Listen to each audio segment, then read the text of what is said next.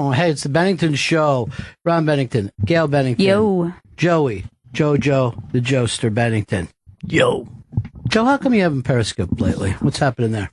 I'm going to start Periscoping today. Okay, good. Wow. Speaking of Periscope, our friend Jenny the Hutt is on the Chew, I believe, today at 2 o'clock. Nice.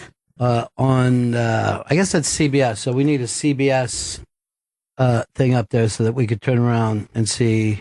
I guess it's 2 o'clock. 2 o'clock? 2 o'clock West Coast time. I guess it's on what, 5 our time? Mm-hmm. I think that's how it works. I think that's it. Yeah. You've got it. That's when the shoe is on. It all goes live. This is the Bennington Show. Stanson Bennington is here today. What's up? And you plan on getting lost later, and then we all have to guess where you are? I don't know what you're talking about. I'm not that leaving. thing that we give away prizes for. What? Somebody stepped on it last week. I think he's in Atlanta. Great. I was down in Atlanta many, many years ago. Jeff Foxworthy was there with us. Okay, so you're the big winner then. Yeah. Now, let me tell you 2 stories about Atlanta most people don't know. It's a city divided. He could just, doesn't matter what topic you come up with, off he runs with it. Good guess, Vic. Now, we came into town about 3 o'clock in the morning, good and drunk. Another one starts that way? Yeah. Now, at the time, I was with my second cousin, Peabody, and Peabody was a different type of guy.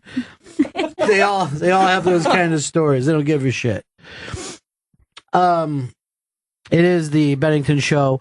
This is a big Tuesday show, so we'll be doing twofers all day today. Everything in twos, in pairs. Yeah. Get ready. So, I think tomorrow we do rock blocks. Mm-hmm. Thirsty Thursdays is very big with us. Stanley's favorite. Beer thing. And then this weekend we're doing Bring 'Em Back Alive. And then next weekend it's Sticks and Stones, just bands. You'll hear Sticks, you'll hear the Stones. If you're the 9th caller, you'll be told you are the 9th caller. And that's exciting. Woohoo! You can put that up on your Facebook if you'd like to after the fact. Last night, I also want to say this before I get into any of the sad stuff. They made the comedy half hour thing for both Joe List and Sam Morril. That's October 24th. Very nice. So we should probably have a viewing party somewhere. Definitely. And Periscope, that viewing party. I love the idea of that. I'll get that on my Facebook and get it out to all my friends and followers. Mm-hmm. And Snapchat. I Snapchat a little bit. I'm not sure if I'm even on when I'm doing it, though. But I just like Snapchat. I'm actually doing it through my lighter. I think it works. I think there's a lot of people out there. I got a lot of followers, letting everyone know. I'll be doing it every day on the ones. Anytime there's a one up there, we'll Snapchat. What was the new app that was there on TV last night? It's not Tinder, it's Bumble. Bumble's the new hot Here's shit. how Bumble works. Same as Tinder. Okay. Only the woman gets to pick. Yeah. I like it. Initiates contact. The problem with men, I believe, is men just swipe yes for everyone. And just see what happens, ladies. Let's see. Hey. And this is a chance for the woman to say, I pick you. I think is it Daisy Hawkins Day is what they used to call it in the old days, where the girl would get to pick who goes to the dance with her. So just one day? You have one day? Yeah, it was a lady's choice? It was a southern thing down in Alabama. This had to be 1973. Skinner boys had just come into town. Kenny the Snake Stapler is from that neighborhood, so his grandma sold pies and did haircuts. Wow. Pies and Haircuts was the name of the place, and it was goddamn fantastic. But it's not. It's Daisy Hawkins. Sadie Hawkins. Why are you looking shit up instead of having a conversation, dude? We could have sat here and conversed about it for a while. The important thing is it's called Sadie Hawkins Day. And then the girl gets to pick. Right. She gets the date. Yeah. Chris is the 9th caller who figured that out today. Congratulations. Chris has been working on a new phone number for us for the last 5 months. I get an update a day about a new phone number. Very exciting updates. And every time I see him, I'm like, I'm going to have 5 minutes of phone number talk, and then we can be people. I'm really pulling for you, Chris. He's been working hard and long on this. Oh yeah, he has been. This is his pet project. That's his baby. Well, we'll bring that up later when he gets lost. You know our number now for when you get. Yeah, there's because we're on a delay. The Sadie Hawkins things come in. They thought they were going to be lucky winners. They won't be. They will not be. Fred Armisen and Horatio Sands have a new Latino comedy studio that's going to be online. The beauty of that is Spanish people can now laugh, or Hispanics. It's channeled just for them. It's actually geared towards the youth Hispanics. Sure. So it's a little Spanglish in its nature. So it's not just like guys dressed up as babies, not the Telemundo kind of humor. But I love when people point out what gringos do. That's always a big thing for me. And the Trump humor alone. Yeah. Oh God, plenty of Trump humor. Did you see the little girl that was being asked about the Pope, and she had to be like fourth grade, and she turned it into an anti-Trump tirade. I did not see this. And you saw a little girl who probably had, this is when the Pope was in town, right? Mm-hmm. So she's like, the Pope is a wonderful man. And the guy, and he's all happy, and he goes, he's not like Donald Trump, who's trying to send everyone out of the country. He wants people to be here. He likes the immigrants. Donald Trump wants to take the immigrants. And I'm like, you've only heard a couple things, sweetie. Don't petrify yourself.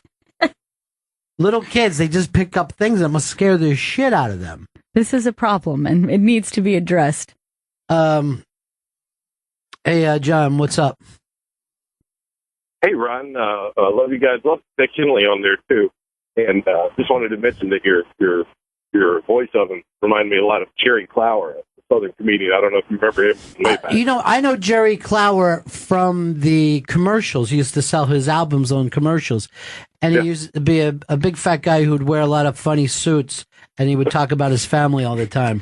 Yeah. And I don't know whether it was ever funny, but his stuff would run on that day. They called it UHF, and it would be like, we had 18 people in our family, and he would name off these things.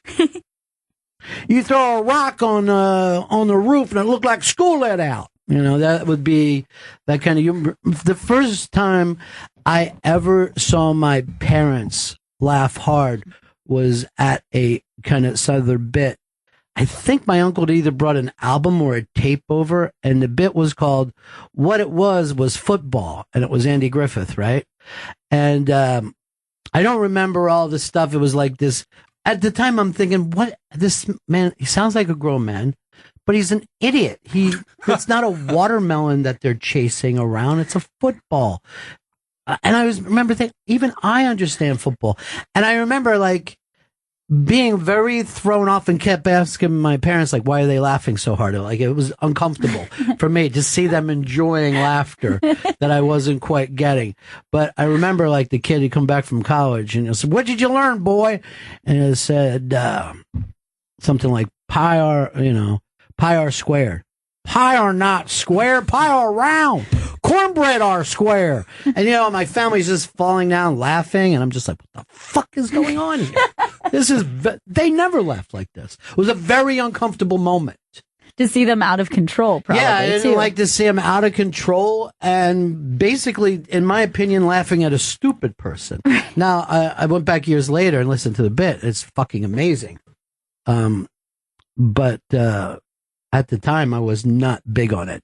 Well, I think that's always weird for kids when you see adults getting a joke or getting into something that you're like, I probably should know what this means. Right. So it's just like, I'm going to throw myself into this. But all the adults were over, so it just buzz hour had started, right? So basically, kicking in first show on a Saturday night, everybody's in a great mood. Yeah, they were loosened up. Try to forget about working in a factory all week and just fucking losing their shit at dumb hillbillies.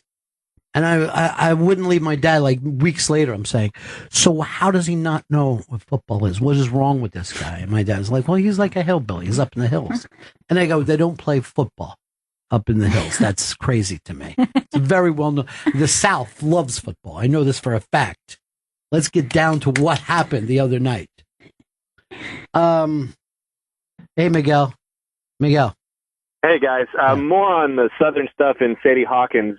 Growing up in Houston, Sadie Hawkins, the girl had to ask the guy out to the dance. The girl had to pay for everything, like a meal or anything like that, and they had to dress similarly. Like they both had to wear blue. If one of them was wearing like a long sleeve collared shirt, the girl had to wear a long sleeve collared shirt. It was crazy. I know, because Chris has already Googled it. But see, here's the thing. At the end of the night, if he wouldn't sleep with her, he had to go down on her. That was, or else why I'm not leaving here. I'm not leaving he had here to put out until something happens, you know? Yeah, it was a requirement. At least finger blessed, she would say. Is that so hard? What does that even do? Gary, what's up? Hey, Ron. No, I love that old Andy Griffith bit. My dad used to play it, and I would do the same thing. But they weren't chasing a watermelon; they were chasing a pumpkin around the field. Maybe that was me being a racist as a little kid, just going straight to racism. I swear, if somebody would ask me a million times, because watermelon makes more sense. Sure, that's closer. I might even said that. Why would they be chasing a pumpkin when the thing is watermelon shaped? You were fixing the bit. I guess. I was really thrown off by that, though. Just the enjoyment these adults had. They're out of control. Andy Griffith, by the way, was like this giant comedian who, when he got his own show, it gave all the jokes away. If you go back and watch that Mayberry show, that Andy Griffith show, everybody else would have the funny jokes. And he did like straight man. He'd be the sober guy in the middle of this, like, no, Barney, we're not going to do that. You know what I mean? But at the time going into it, he was the guy. Yeah. He was the guy. I saw another movie that he did. It was about being in the Coast Guard. I'm going to get this wrong, I'm sure. But it was something called like Onion Head or something, because he had his head shaved for it. And I remember it just being fantastic. Like really smart kind of adult humor. You know what I mean? Yeah. Not dirty by adult, but just really sophisticated Southern humor. Right. He was a pretty brilliant dude. But that kind of gets forgotten about because, you know, he had Barney and Gomer and all that kind of shit hanging around him. I'm sure he made a fortune off that show. And then he had another show like years later that only the elderly watched. He was a lawyer that only seemed to care about elderly people. I don't think I know that one. Don't worry, Chris will look it up for us. Matlock. Was that it? It was Matlock. And then he also did what I honestly think is one of the greatest movies of all time, A Face in the Crowd. This is a movie that if it came out today, I think it would win the Oscar. So here's the basic premise of it. He is this, I don't even know if we have anything like it. It's like a hobo who tells stories and whatever, and plays the banjo. And he was like an alcoholic, and they put him on the radio, and he starts doing his shtick, and he gets really popular with these hillbillies. They move him to bigger markets, and he, you know, starts to sell out for the corporations and for the government, and he's just, all he cares about is, you know, bigger numbers and more money. And it's fucking brilliant. It's absolutely brilliant. And what year would this be? Like in the late 50s? Like, you know, it was a black and white movie. But if you watch it today, you'll sit there and think, oh yeah, that guy did that. That guy did that. You know what I mean? Like, you can honestly see that this would work in every generation. Somebody I think was thinking about remaking it. I'm thinking maybe like a Jim Carrey. But it is seriously one of my favorite movies of all time. And it's so uncomfortable, you know? What was it? Face in the Crowd? A Face in the Crowd. Because you follow this guy, so you kind of naturally, you know, dig him. But then he's such a prick. But like, it is one of those deals. Like, if you just go back and if anybody said Andy Griffith, you just know him from this one show. But it seems like he could have done literally anything and made it look easy. Whatever he did, he just nailed it. Ed, what's up, buddy? Hey, one of my favorite movies of his was No Time for Sergeant. Wow, that's another brilliant movie with him. Yeah, all black and white. It's hilarious, man. I fell off the chair laughing all the way through that movie. He did them right in a row, and then jumped into TV and basically owned it. It's very weird that the 1960s, right, had so much country-flavored television at the time. Way more than you'd see now, Way more than at any other time. In the 60s were supposed to be somewhat sophisticated. Yeah, and kind of hip and smart. But if you go back, nothing was bigger than Beverly Hillbillies and Petticoat Junction. There was just Hee Haw started then. Yeah. There was just this really big country comedy thing. I wonder if that was because there also was still the love affair with the Western movie was still going on during that time as well. So I wonder if that kind of crossed over in the same. I think that people were.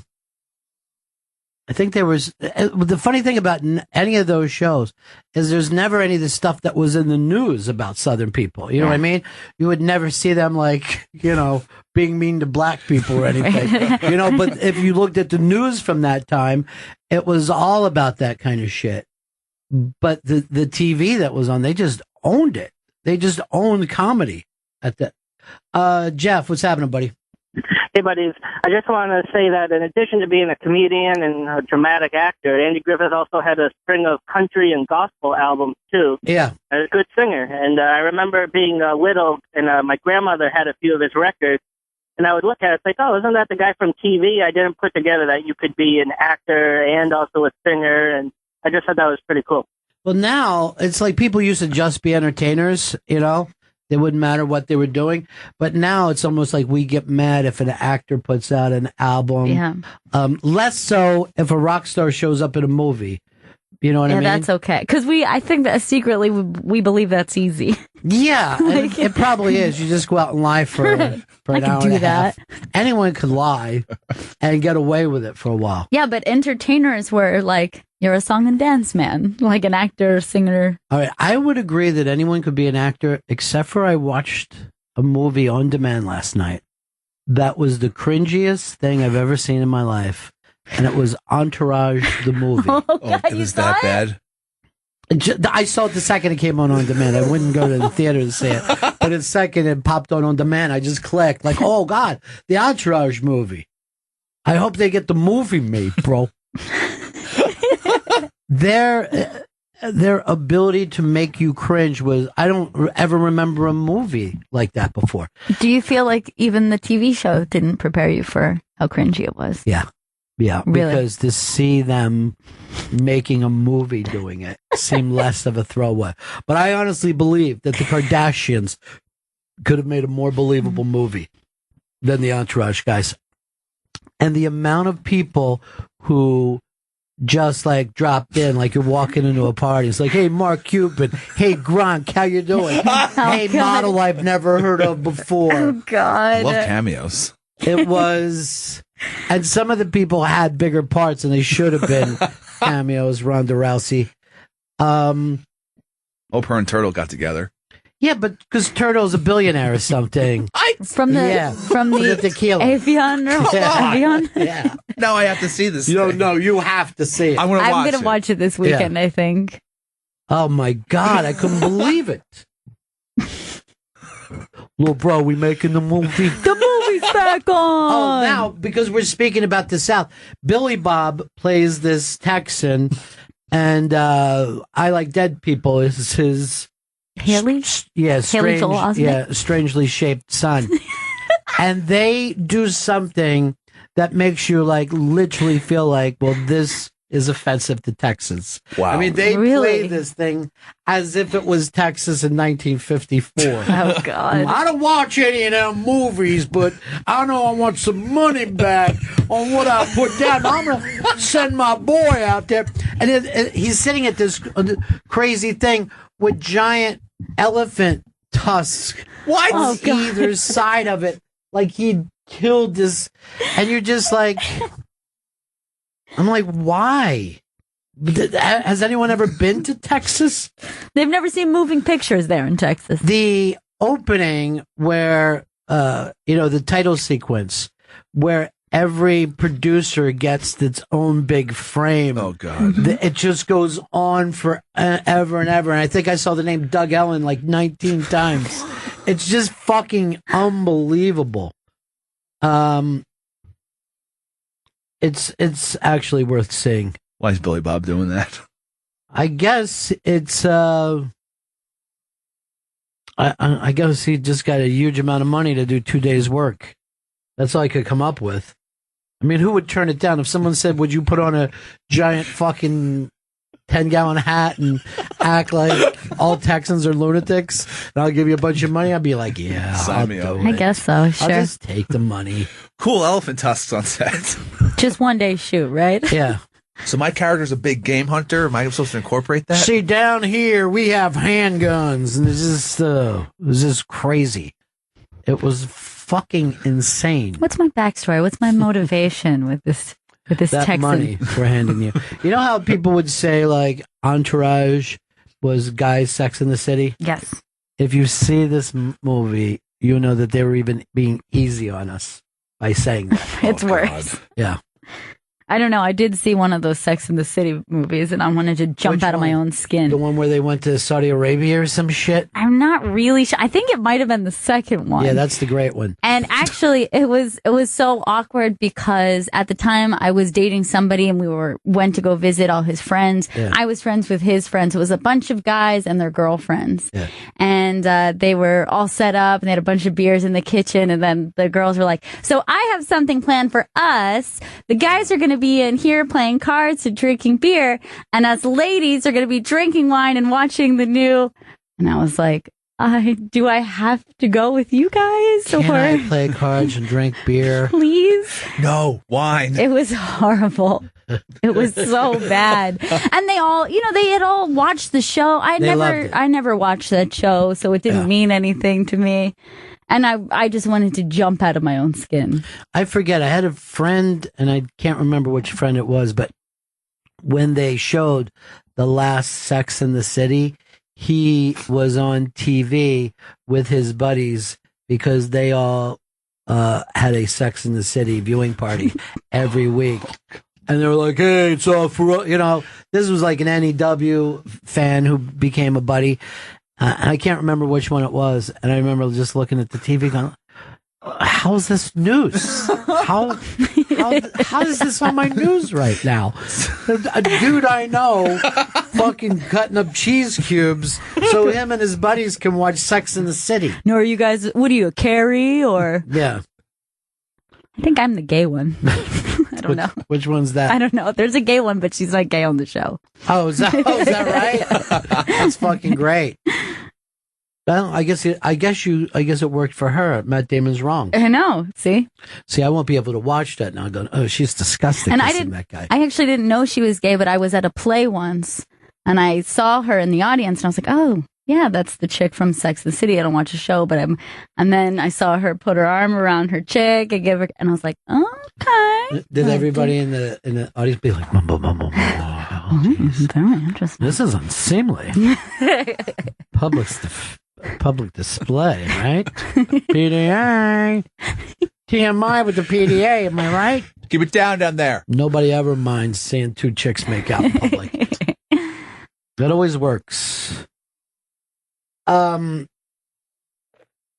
don't even get that thing of getting together with people to watch a show. I mean, I get a sporting event. I can understand. No, but if you're watching a show, then somebody's talking during the show. I hate it. I did it for Lost, and I'd watch Lost, by myself the entire time. I was like, okay, I guess other people like it. I watched it with a couple other people, and there was a girl there that had no idea what was going on, and I didn't know what. That's why I give up on Super Bowl parties, because there's always some girl who thinks she's being interesting by saying, like, "What are the blue helmets for? Does everybody have to wear those hats? Why are you here?" You're just like, dude, you don't watch it. Why would you bring this up now? Just enjoy your snacks. Like being at The Godfather and hearing someone go, "Are they all Italian?" There's no white friends that they could be with? What about that fair-skinned one? He's supposed to be Italian? He seems more like a Jew. Yeah, I never got the viewing party. I went to a Mad Men viewing party. It wasn't like good. a final, and I was very upset. I went home and watched it again because I felt like I wasn't able to take in the episode. And then do you ever do this? Like if someone starts to talk to you during a show and you hit pause and just look at them, they feel like you're insulting them. No. And then I'll just rewind it and hear the part I missed that you were talking about how you would never do the thing that they did. Get the hint? But I would have missed it. No, you don't want. I'll be glad when Google finishes this or Facebook finishes the virtual reality. I'll just put on the helmet. I'll just be in that world. No one can get to me. Yeah, no Super Bowl parties for me ever again. Never. Terrible experience to be surrounded by people. Some of them cheering against your bet. Like, yay, my cousin lives in San Diego. Shut up, they're trying to cover. What the hell? They feel like they have a connection. Prop bets. Let me know when the commercials come back on. Oh. Yeah, this will be the first year that we do it without measuring whether we like it or don't like it. That actually got ruined for him, too, because they start to put out all the commercials I know, online. and they spoiled his fun. Is that fun? If you're that organized with a clipboard, it was writing down whether something's good or not, that's fucking insane. It was fun for him. Yeah, he loved it. He loved it. All right. There's a Amy Schumer pick up on one of the things, one of the magazines, I guess, to promote her new season, where she's wearing a suit, white shirt, tie, smoking a cigar, and drinking scotch. And the question kind of is, why does that work? Where if it was a guy in a dress, Speak for yourself. That sounds like pretty good to me. Caitlin. But a woman can easily put on the suit and be very sexy. Yeah, incredibly sexy. It's a very hot look. It's one of the best pictures of her I've ever seen. And it's a 3-piece suit too. It's extra. You know why? She's got a board meeting after this. Look how many people are coming through in this entourage. It's unbelievable how long that went on. Is this another one of the tours? No, that's more like a parade. That's how you go broke. That's literally how you go broke. There was at least a baker's dozen of people there, and I missed the beginning of it. Yeah, and only one guy bringing in a check. And then paying everyone else. Yeah. You know, there's that new TV show out about a guy who gets a basketball thing and his whole family are like hanger-ons, and it was on last year, and I never caught an episode. Might be Ballers or something like that. Ballers is football. That was on HBO. That's not what I'm talking about. This is a basketball guy, and I have no idea what this show is. When it came on, I thought I would love it. But you could miss things. But he had a big entourage. Is that was about? Yeah, it was his family. Like the worst thing that can happen to you is that you hit your fortune when you're 21, where you're still connected to all the guys in the neighborhood. Yep. Your family is, when you're 40 and you make your fortune, you can say to your parents, I'm going to put you on allowance and keep you very comfortable. Right? But when you're 21, you buy your mom a giant house far away from her friends. You know what I mean? And make I'm lonely out here. Make everybody feel awkward. You start a fucking sign company with your brother. You know what I mean? You just ruin everything. But I can't think of the name of that show, nor do I know it. Last night I saw the two new shows, Grandfathered. Yes, I watched the first episode of that on the airplane when I was on my way out to Mexico. What did you think? It was a show. It was a show where a guy who doesn't know that he's even a father finds out that he's a grandfather. He's been grandfathered. You just got grandfathered. And then the something or the Grimer, the Gripper, it's another Rob Lowe show. And as always, he's fantastic. Rob Lowe doesn't do anything that he's not unbelievably funny at. Yeah, he's great timing, that Rob Lowe. And yet, no one ever thought back in the 80s when he was a movie star, hey, that's a funny dude. And all the TV he does now, he goes in like mass different directions. The shit that he did on Californication is some of the funniest stuff I've ever seen on TV. And at the same time, he was doing Parks and Rec, incredibly funny in a completely different way. Yeah, he was very funny on that show. Yeah, he's hysterical. So he's got another one. I think it's the Grimer, the Gripper, the Grinder, the Grinder, the Grinder. Yeah, because he grinds out the legal things. Oh, I thought it was about the app. Just grinding on people all week. So I don't know what happens, but they still put out network shows in the autumn like this was, 1978. You know what I mean? Like it's still new TV time, even though people don't watch TV that way anymore.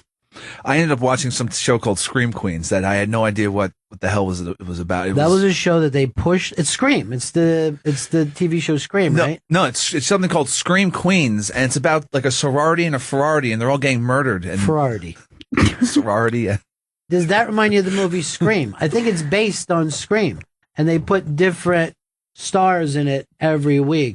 But I thought just Scream was its own show. Like I thought there's a show right now that's just called Scream. Then they need to fucking sue Scream Queens because it's the same bit.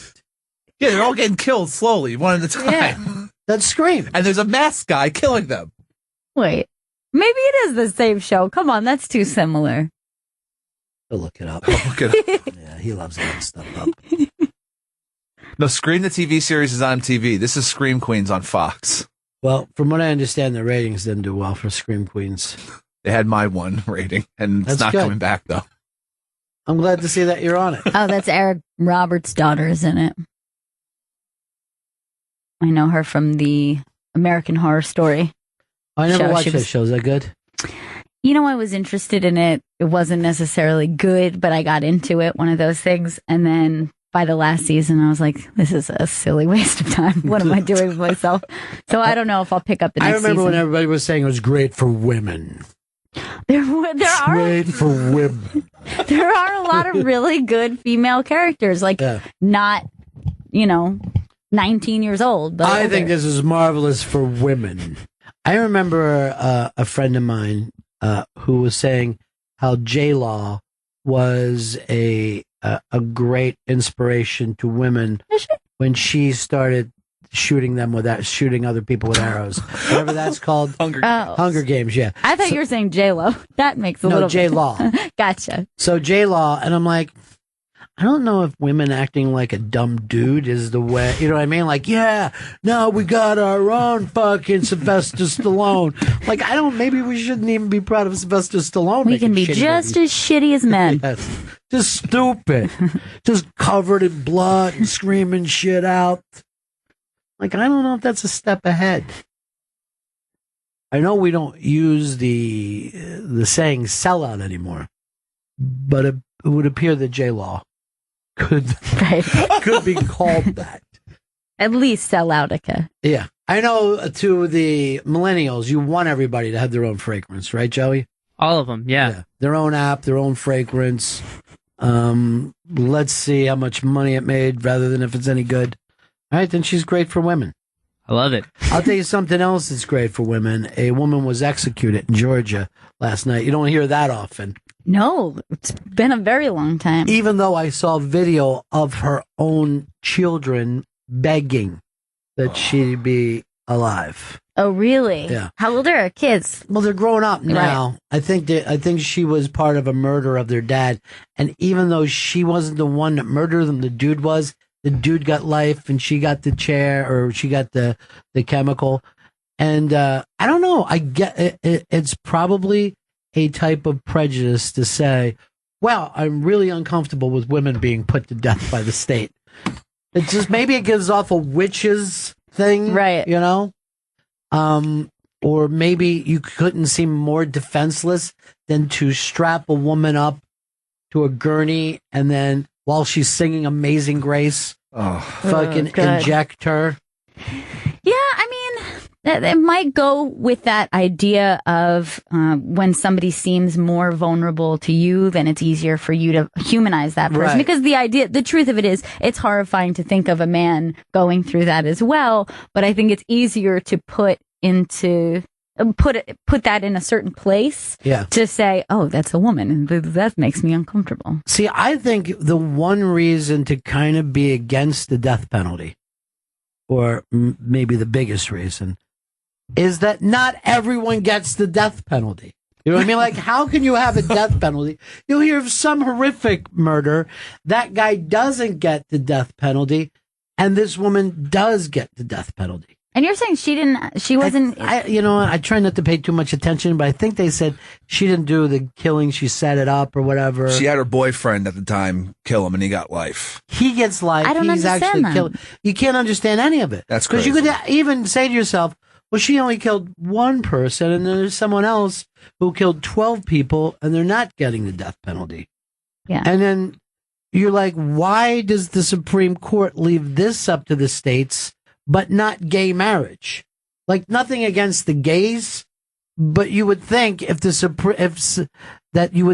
Supreme Court would step in on this before where gays are married. Right, because it seems more along the lines of a human right, and, it's something that we would all need to get on the same page for. It seems like it's a big enough issue to say, hey, I think we're going to all have to make an agreement on this. Here's Mrs. C.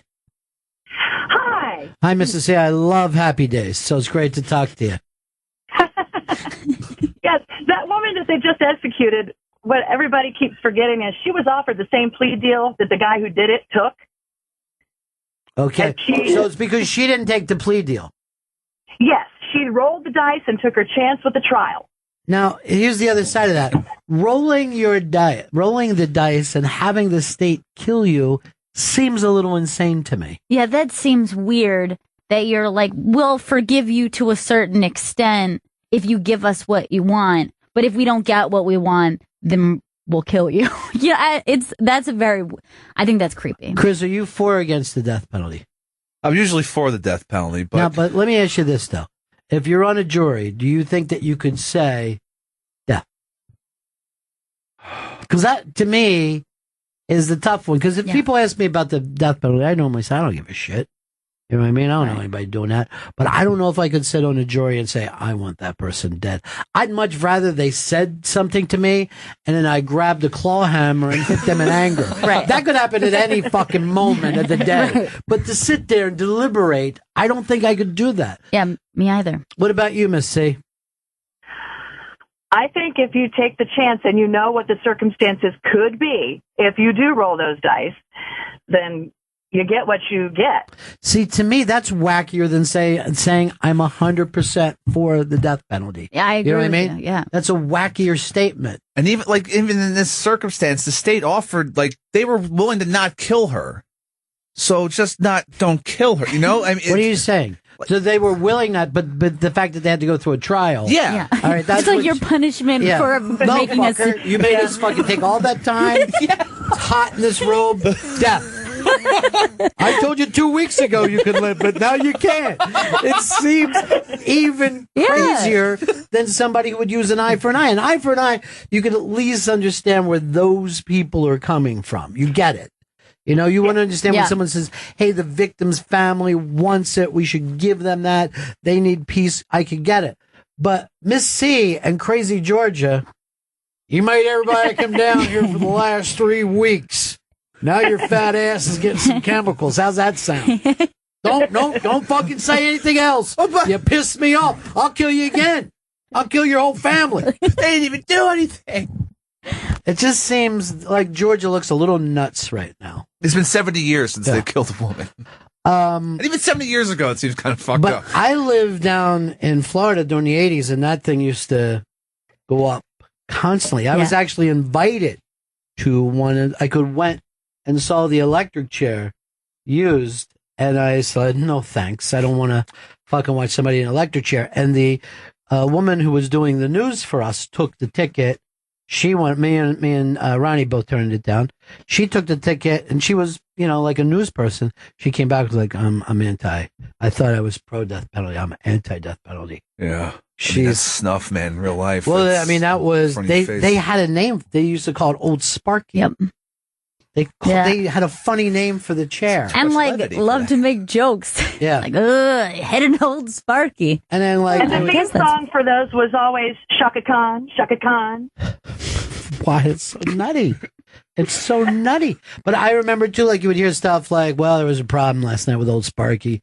The person's hair caught on fire or an eyeball blew out or something.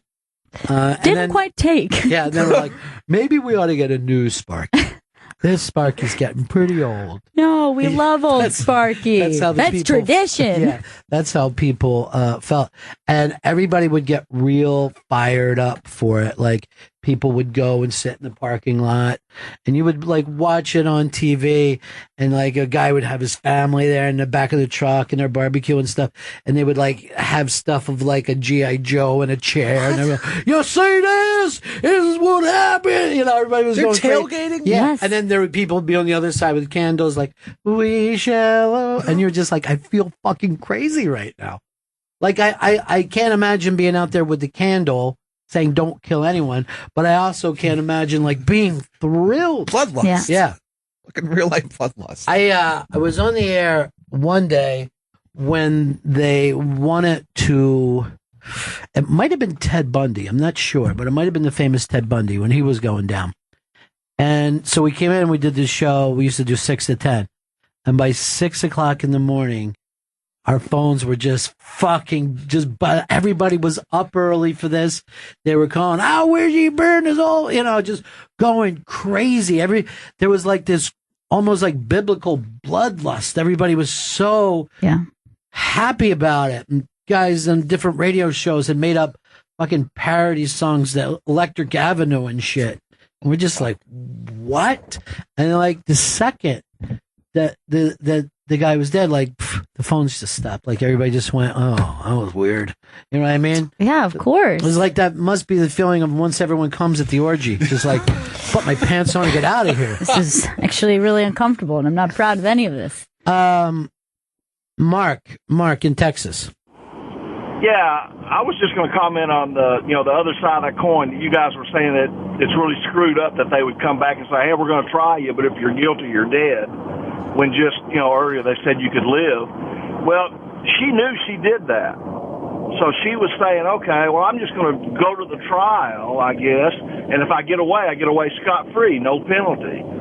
The other side of that coin is hey, if we find you guilty, then you pay the ultimate price. I understand what you're saying in a negotiation, but at no point does justice come into that. It is not a matter of justice. It's more a matter of negotiation.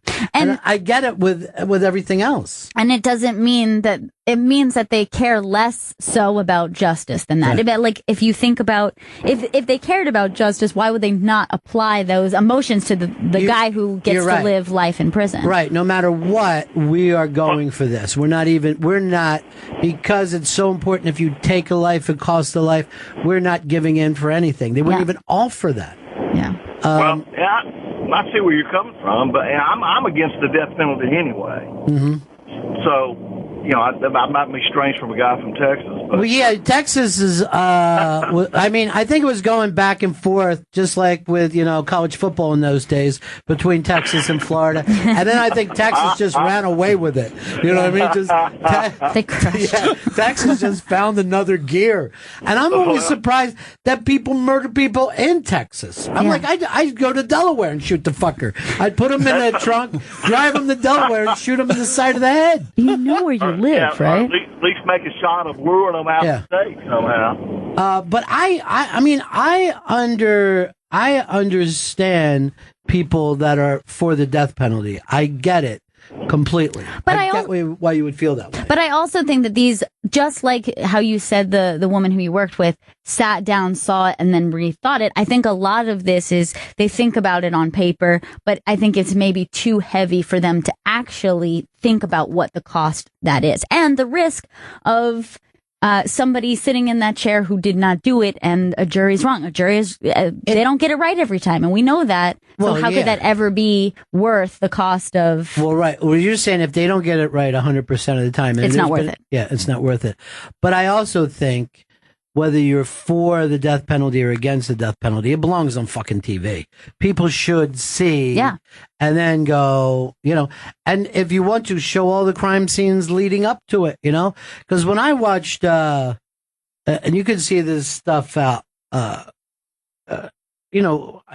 is it? Dateline does a horrible crime a week. It was horrible. And you can get that there's fucking people where you're just screaming at the TV, why don't you just fucking divorce her, bitch? Yeah. What's the big deal? So there's like psycho crazy people I could get that you're so furious with that you'd want to kill. But the whole thing should probably be on TV. Well, when I had jury duty, and one of the possible juries that they took me into when they were talking to everyone, the judge said straight out, this is a murder trial, and this is about a cop, someone who killed a cop. Mm-hmm. And he just said, there was maybe 100 of us in the room. Right. And he said, I'm not going to take the time to go through each of you. It's going to waste my time. So just right now, if you cannot say that you can, take on something like that because of the way you feel about it, walk out now. And I would say there was about 92 of us who got up and walked out of the room. But what everybody just kept doing was looking over like, who are these sick fucks who stayed? And then we're all talking in the hallway like, it's guilty no matter what. Because that's what they want to see. They're crazy. Yeah. And we were more judging the people who said that they could uphold the law.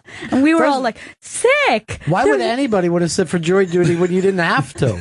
That was your out. Yeah. Yeah, it was weird. And then the room that we had to go to afterwards, and this goes to show you, it just depends on the judge. The room that we went to afterwards was a rape trial.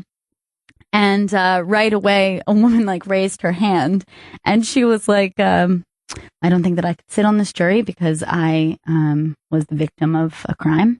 And I don't think that I could do that. And she's like, sit down. That's not how this works.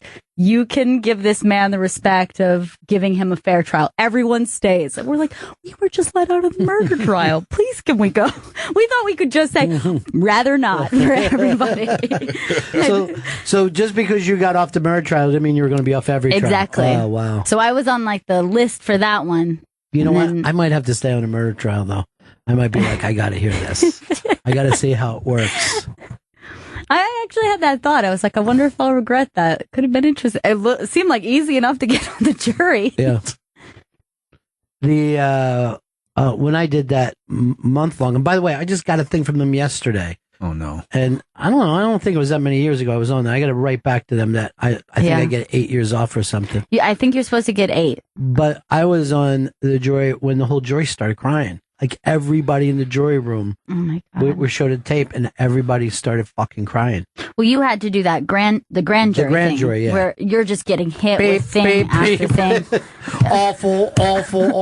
Hey, that doesn't seem so bad. Everyone's still like awful, still fucking pissed. I don't care if this guy had 2 joints on him. They would just fucking start laying into people. Because at that point, it's like you're just saying someone else can deal with this. Someone else can. Well, yeah. When I saw like the child rape stuff, we had to watch it for 15 seconds, and everybody just started fucking sobbing. Oh I can't imagine if you're in there for months. I'd be fucking screaming and trying to open windows and jumping.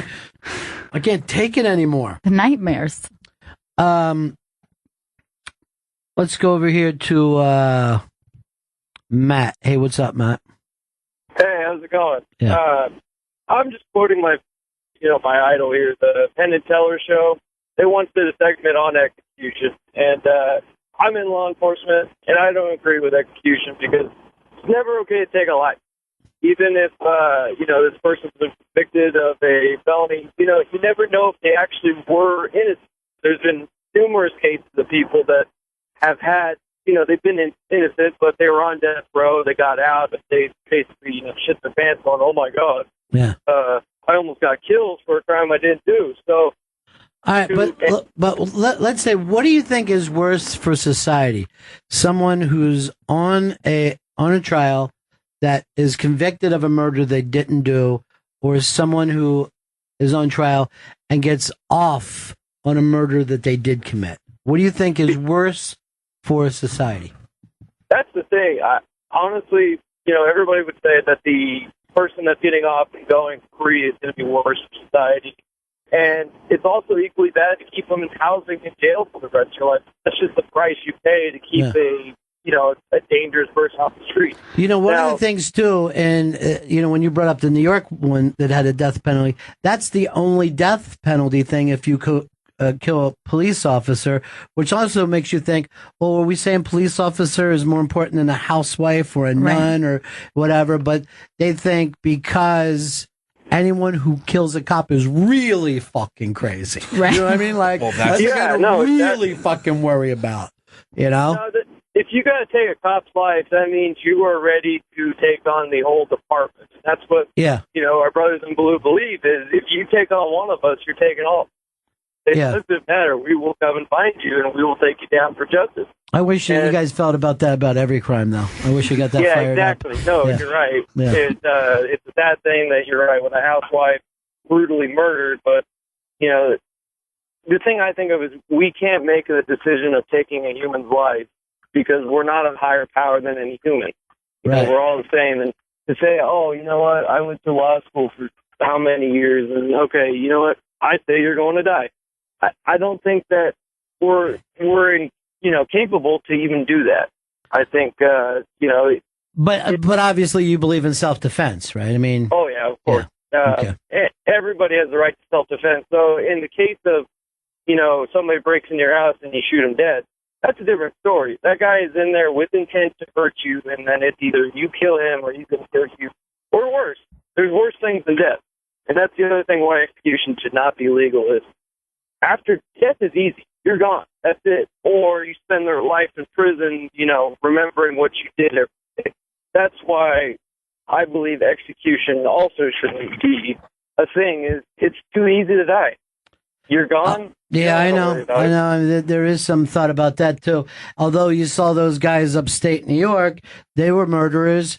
And they ended up fucking banging a fucking old broad in prison and having the time of their life. Yeah, they were loving it. They're fucking drinking, making steaks.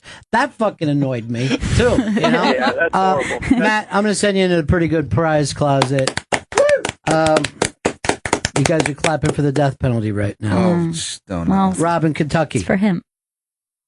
Hey, I say if they find body parts in your freezer, it's time to have capital punishment. If somebody's guilty beyond a reasonable doubt, and I'm talking reasonable doubt, make sure, then why should we be feeding these guys, like you said, eating steak and having a big time up there? Here's the thing, Rob, and this is the thing. There are plenty of people that we say are guilty without reasonable doubt, and they don't get the death penalty. The fact is that at some point it becomes opinion. It's not 100% you get the death penalty, and that's also part of the unfairness of it all. And then if the person is half a fucking moron, or if they're all lit up on a drug, are they less or more responsible? I mean, some of those guys are just fucking, they can barely fucking talk. They're such idiots. Yeah. And then I think his life is more valuable because he's a dope. You know what I mean? Like, why should you get a break for that? He's simple. Yes. So what? So we beat that woman to death. With his big, dumb, simple fucking hands. Todd in Texas. Hey, how's it going? Hey, man. I just want to say that on the death penalty phase, it's actually the death penalty is given by the jury, not the judge. It's a separate trial. At least it's that way in Texas. And speaking of Texas, I worked death row in Huntsville for 3 years in Texas during the year when we were doing 36 per year. Wow. And it was a strange time. I did the strap down team and the what we call it death watches. 24 hours before they execute, they go on a death watch and one officer sits with them. And I've seen men cry, I've seen men laugh, and It's just a different experience. Well, I saw the documentary on that the Vim Vendors. Vim Vendors, was it Vim Vendors or was it the other guy that he came in and talked to us about it? And I watched his documentary to feel like the death penalty was terrible, and I was fucking furious watching this thing. It was Werner Herzog. Werner Herzog, yeah. And I mean, I'm not pro death penalty, but when I talked to him, I was leaning on the side because I fucking hated these dudes. Yeah. Hated them. They were terrible. Into the Abyss was the documentary. And the guys, and I can't believe, Ted, you were literally on that strap-on duty where you had to walk them down the hall. Yep. They showed those guys and what it kind of does to them. There's post-traumatic things. Some of these people they get to know as people, but they try not to. They see people at the last seconds. It changes some people. Then you got to be almost afraid for the people that it doesnn't change. Right. You know? Well, I know in Texas there's nobody more pro-death penalty than the officers that work death penalty. The officers that I worked with back then, we didn't have relationships with these inmates, and they were beyond inmates. A lot of them just animals. I mean, they are fucking psychopaths. And if you don't believe in the death penalty, you work death row in Texas, you will believe it real quick. So you never had one thing of I hope today we're doing the right time. I mean, 36 a year. There was never any day that you had even a slightest doubt about anybody? No, most of us didn't watch the news or the high priority cases. I was there when they did Carlin Tucker, Gary Graham. That was when the KKK and the Black Panthers all came to town with rifles, and we just never watched the news. We completely stayed out of it. It was a job for us. None of us had any relationships with them. I mean, a lot of us, the death row was so violent. Most of us were staying alive. I was stabbed twice while I was there. Many of my coworkers were injured, assaulted by inmates, really on a daily basis. So we wanted these fuckers to die because they're extremely violent. I'm gonna send you into the pretty good prize closet, my friend. Thanks for sharing that, though. But the clapping is really uncomfortable today. No more. Here's Tom in Ohio. Hey, Tom. Hey, Ron. I don't know if I'd sway you a little bit. 2 years ago tomorrow, my 2-year-old grandson, and by everybody's opinion, was murdered by my daughter's then boyfriend. The state of Ohio said it wasn't murder, it was manslaughter. And he only got 16 years for doing that. So would it sway your mind if you were on a jury? Or not on a jury, but if you were a family member? Look, you will never, there's no amount of even anything that anybody could give you that could take away the loss that you're going to be stuck dealing with for the rest of your life. It's horrible. Again, obviously this is no easy answer. Gail and I have a family friend. Gail was a little girl, and she used to come down and stay with us with my niece in the summers, and was murdered by some nut down at the beach. And this has been many, many years, and they've never solved the crime. And I can't tell you how much she's in our mind all the time. It's horrible. It's beyond a nightmare. Yes, it is. Excuse me.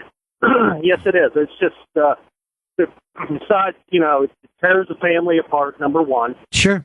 And one of the hardest things about the whole thing was when it went down was that we were told it was an accident. Well, the police investigated it. The person who did it was staying at my house after the fact because he was living with my daughter. The day after the funeral, he was arrested for it. And it was just like, you're kidding me. He sat there, he lied to your face for a whole week. And then you never got to see him again until the trial, which there was no trial. He took a plea agreement. And the state said if he goes to trial, he could get less time. Because they could not prove that he woke up that morning wanting to murder a 2-year-old boy. Unbelievable. Yes. Unbelievable. Obviously, Tom, so sorry for your loss. It's just horrific. Thank you for calling us, though, and sharing it. I mean, there literally is no easy answers, and the people that tell you one way or the other, that's why it would be so hard to sit on a fucking jury. You don't know if you could just sit and look at a person and go, I don't know whether I could kill him. But you talk to a guy like this, he feels something bigger, might give him peace. We don't know whether it'll even happen. Yeah. You know, if any of the victims would get any peace out of it. Here's Eric in Colorado. Eric. Hey, buddy. Yeah. Hey, so I've got 2 friends who have served on death penalty juries. One of which I'll get it out yet. One of which served on the jury that convicted Timothy McVeigh. Yeah. And his comment was, while he supported the death penalty both before and after, it completely changed his view of the world. Just making that decision. And the other one, she sat on the death penalty that actually was the guy his sentence was commuted to life here a couple of years ago. And she was pro death penalty at the time. She's opposed to it now, but at the same time, she looks at it that if somebody is given the death penalty, it irritates her more if the state comes back or the courts come back and overturn it and commute the sentence. Commute somebody to life in prison. Because it's like her feeling on it was, you've basically taken away the importance of the jury system. But at the same time, and it was actually that case that changed her opinion from being pro-death penalty to opposed to it, but she still supports her decision at the time. If that makes sense. No, I understand that's how complicated the whole thing is. Yeah. I know another person, I said that one thing that made me hate those guys so much, that documentary that Vin Vendors did, then another person saw it and made them completely anti-death penalty. And Vendors is completely anti-death penalty, but he made this thing to show you all the fucking horrificness that went into it and still be, anti the death penalty. Anyway, any way that you look at it, if you're a taxpayer, you were somewhat involved in that death last night. That's the weird thing about it. And only because it happens now, then we won't think about it, Yeah. It seems big at the time and then you won't think about it again. I know a lot of times social media will blow up exactly when it's happening and everyone starts to write out on both sides. Very, very strange.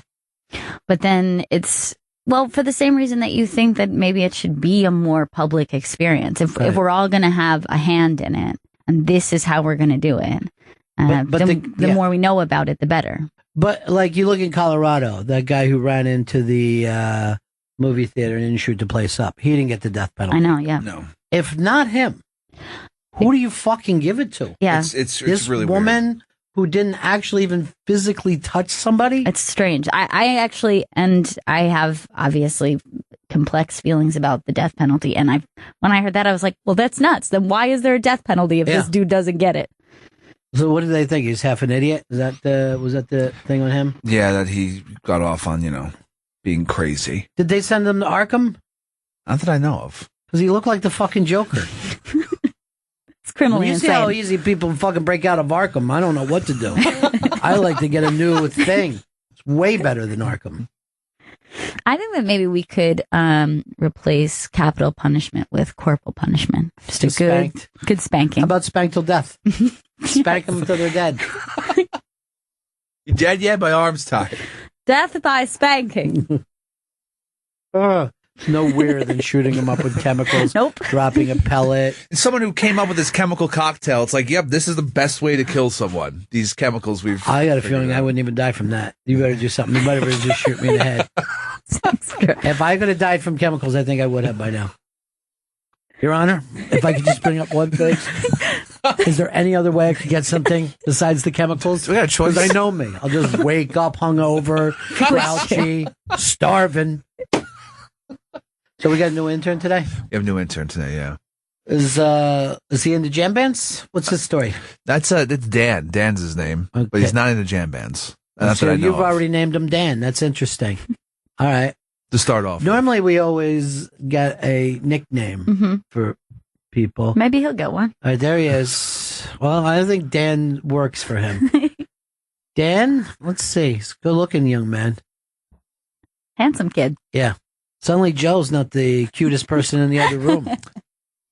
Even though, if we were to believe Joe, he gets a lot of women. A lot of women.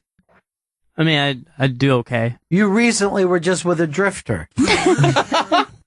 Yeah, she's back in Denver as of last night. What can you tell us about the new intern? What's their hopes and dreams? Where they hope to go with it? You're finding out now, Joe? Yeah, finding out. Just met him about... Why would you find out? You're supposed to mentor this young man. We talked about it before the show. So what is it? He wants to be a producer. He wants to learn all of radio, but he wants to narrow it down to more behind the scenes work. Then I won't speak to him on the air. I get that. But completely. I could be wrong. He could be lying to me. No. I like where he's coming from with that. All right. What was I saying that we should have? There's a couple things I want the producers to do this time. I think we've got a hell of a class this year. Yeah, it's hell strong. Of a class. Yeah. Matter of fact, one of these guys might be playing on our Central Park softball team. Wow. Playing autumn ball. We're playing autumn ball. Nice. Yeah. It's kegger stuff. You know, you got to drink from the keg. Keg stands for every double. It's possible. That is possible. Nick, what's up, buddy? Hey, buddies. I'm so sick of the law and rules being an argument. It's like everything you guys are talking about could so easily by somebody just use the logic of the rule to discount what you're saying. But it's like, at that point, it's fucking sophistry. It's like, you don't feel me. Like, we can't, as people, as humans, use our better judgment and say this person, like you said, the theater shooter deserves to die. Whatever the law says, I know the law is the law, but at some point, are we allowed to use our brains and feelings and emotions beyond that? Like, Nick, you're looking for lynching. You want to lynch? No. Old style lynch mob. Even. But it's like, if you go to the same liquor store every day and buy liquor from the same cashier, oh yeah, by law, he's got to ID you every day. But at a certain point, it's like, motherfucker, like we're beyond. That's not. No, it's just not true. My liquor store guy hasn't ID'd me in years. Well, you never looked too young. You look like a guy who's been in a liquor store for many years. Yeah, I mean, but.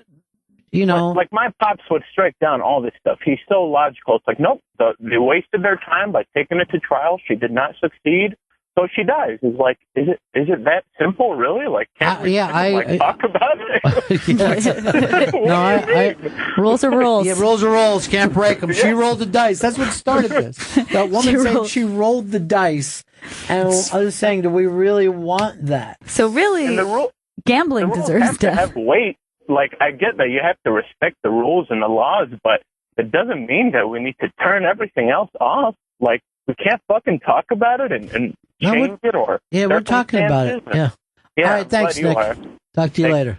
I mean, Nick lives in a state where Charlie Manson's alive. I'd bring that up every time. Charlie Manson is still alive, Your Honor. Now, you're pissed at me. Tony in California. My brother-in-law was murdered a few years ago. The guy they knew each other. The guy called my brother-in-law over to the house, had planned it all out, took him out in the woods and shot him in the back of the head. And this was up in Washington State, and the guy wasn't even looking at life as a maximum on this. He ended up taking a plea and got 30 years where, within good behavior, he could get out before he's 50, which, from my perspective, having lost a family member is fucking bullshit. Right. And that's all just because it took place in Washington State. Yeah, I guess they got pretty lax laws up here. I mean, here in California, we've got pretty strict laws relating to the use of guns in a crime. So he would have been looking at life here without a doubt. But even if we're not going to have a death penalty, we got to have an ultimate punishment where there's life without parole. If you kill somebody, you're going to go rot in a cage, and you're never getting out, and you're never going to have any hope of getting out. We're not even going to think about it. I mean, there has to be some way that you pay an ultimate penalty if you take a life. And I don't trust the government more than anybody else to decide who lives or who dies. But in my situation, we had a case where there was absolutely no question about who did what to who, and that motherfucker should be in jail for the rest of his life. Yeah, the fact that Tony had this happen to a family member really changes any perspective, is why we don't leave it up to family members. You know what I mean? Like, because you're fucking furious. You're fucking redlining. Like I said, you'll never get past some of these memories. It doesn't just affect the person that it happened to. That is just, throwing the brick into the middle of the lake, and then those ripples go out for a long, long time and fuck with a lot of people. Very, very, very odd, very complicated. Here's Benjamin in Alabama. Hey, guys. Yeah, man, Tony in California, I can't really disagree with what he's saying. I've never had anything like that happen to me and my family, but that's, if it's that close to home, it's hard to argue against this. But anyways, I wanted to talk to you guys about, I read a study, I can't remember what university came out with it, but they were saying the guillotine is probably the most humane way to kill people. And of course, with technology, we want to say electricity's better and drugs are better, but just lobbing somebody's head off real quick is probably the most humane way to do it. So going back to guillotine. Yeah, just go. I mean, we're so full of ourselves with technology. Just an old-fashioned blade, right? Chopping the head off. I remember, though, reading when I was a little kid, and I don't know how much truth, but that the head looked up and the eyes were moving around. Yeah.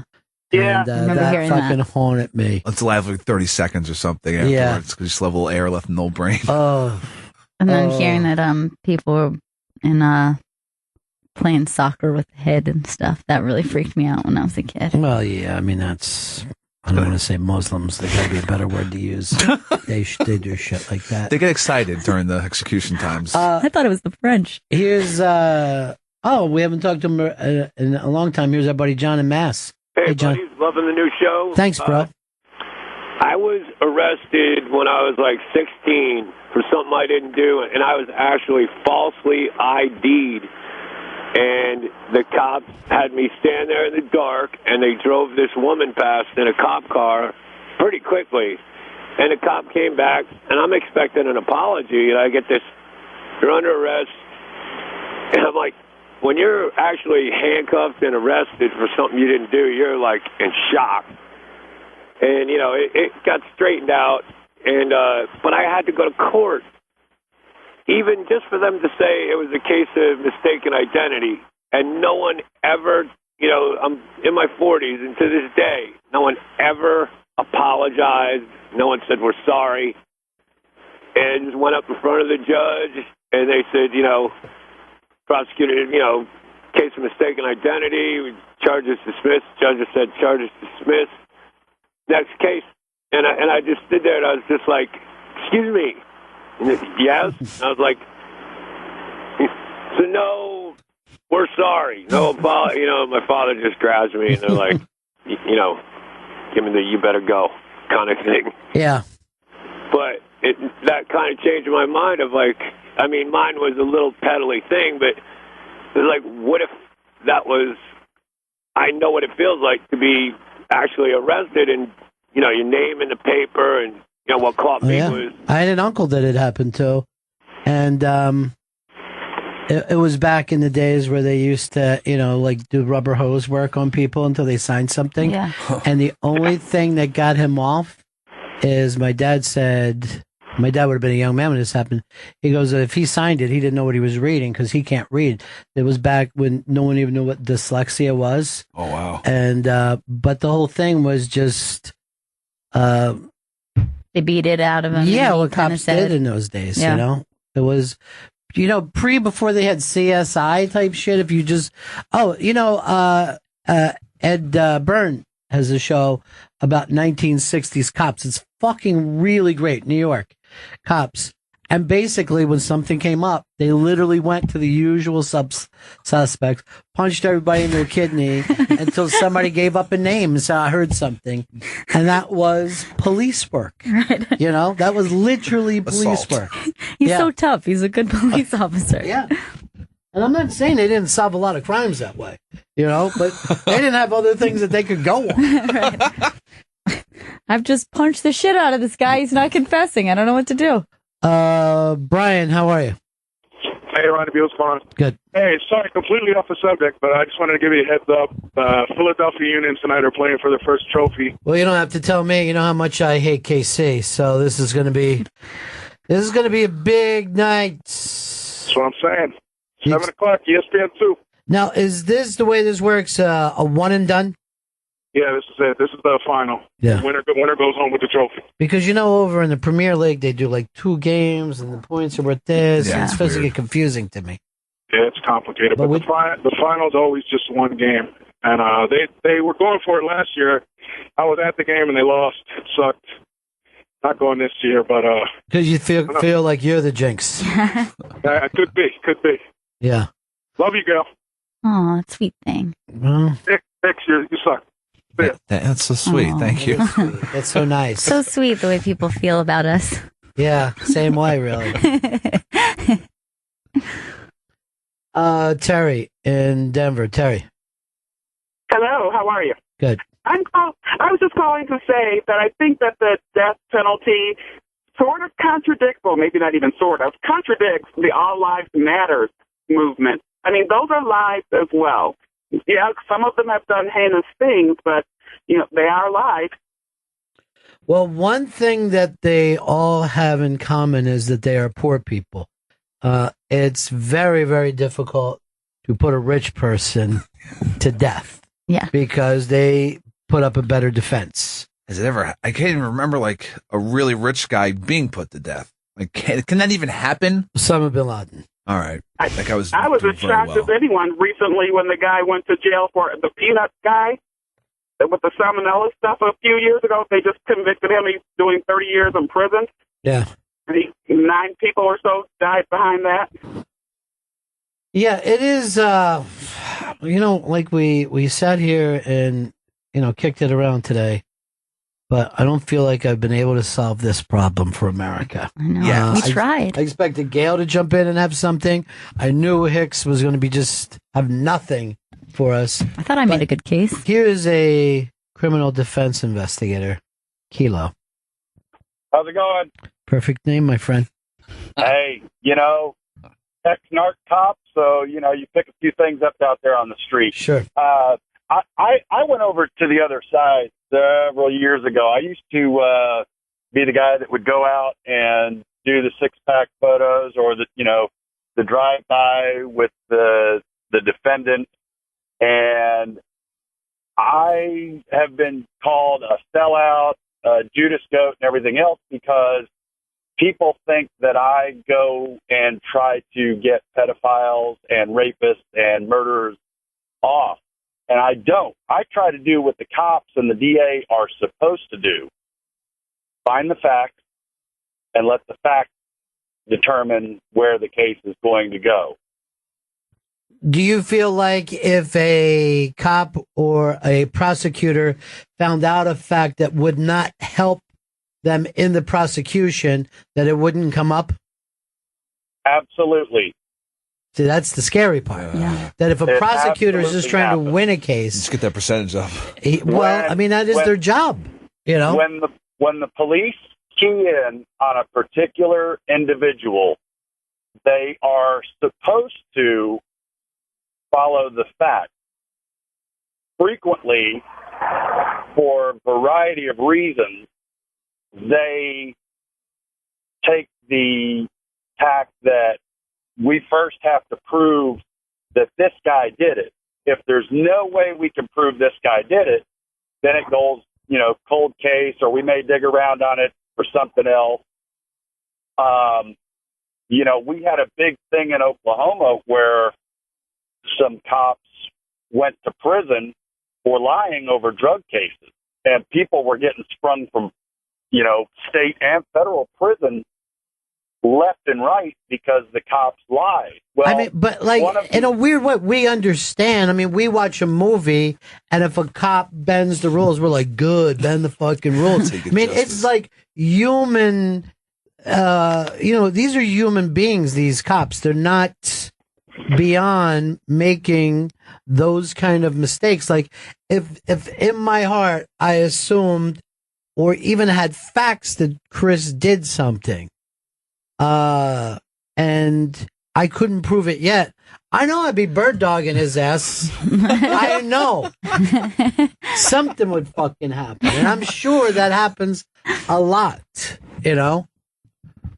I'm sure if I'm like, oh, that's that fucking scumbag. I know 2 years ago he beat up a girl and he got off. You know what I mean? I fucking had it. He's going to end up killing somebody. You know? You could see how a human being would want to take a filthy fucking animal like this and get him off the street so they don't hurt an innocent. That I can understand. A disgusting alcoholic gambler pillhead. Going far there.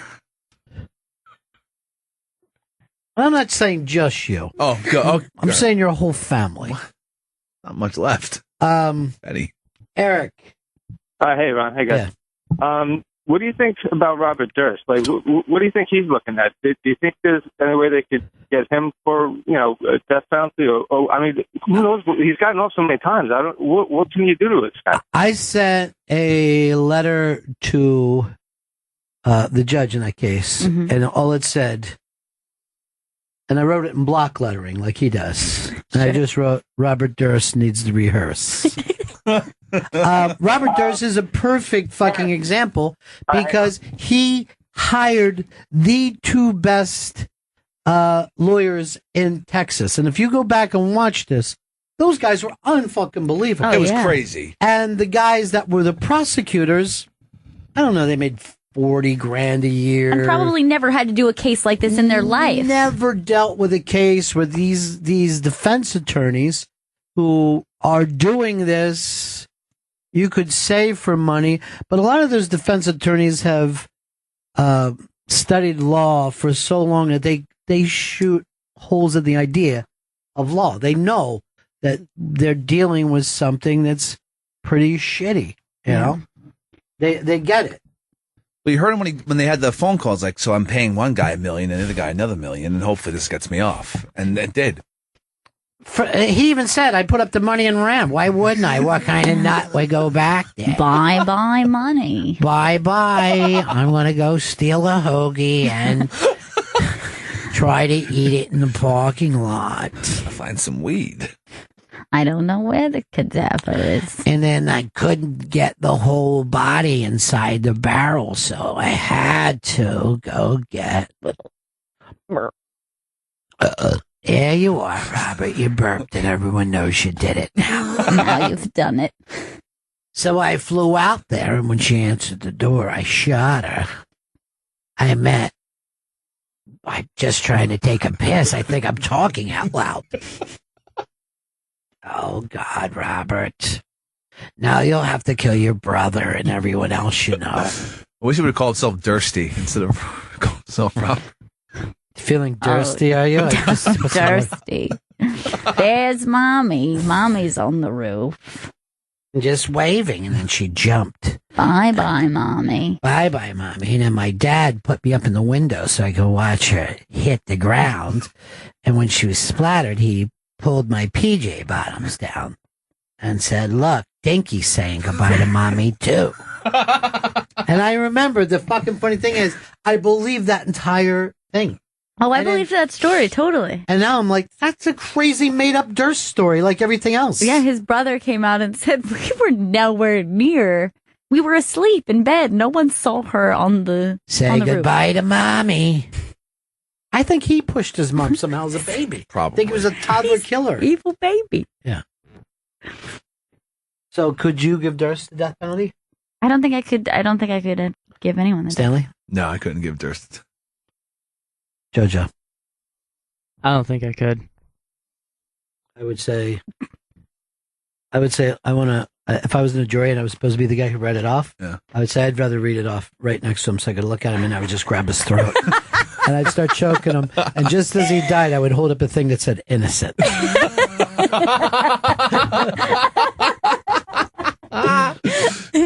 We got to take a break here. We've fucking fixed the whole death penalty thing. Finally. For You're everybody. welcome. Yeah, you're welcome, America. We love you. It's the Bennington Show.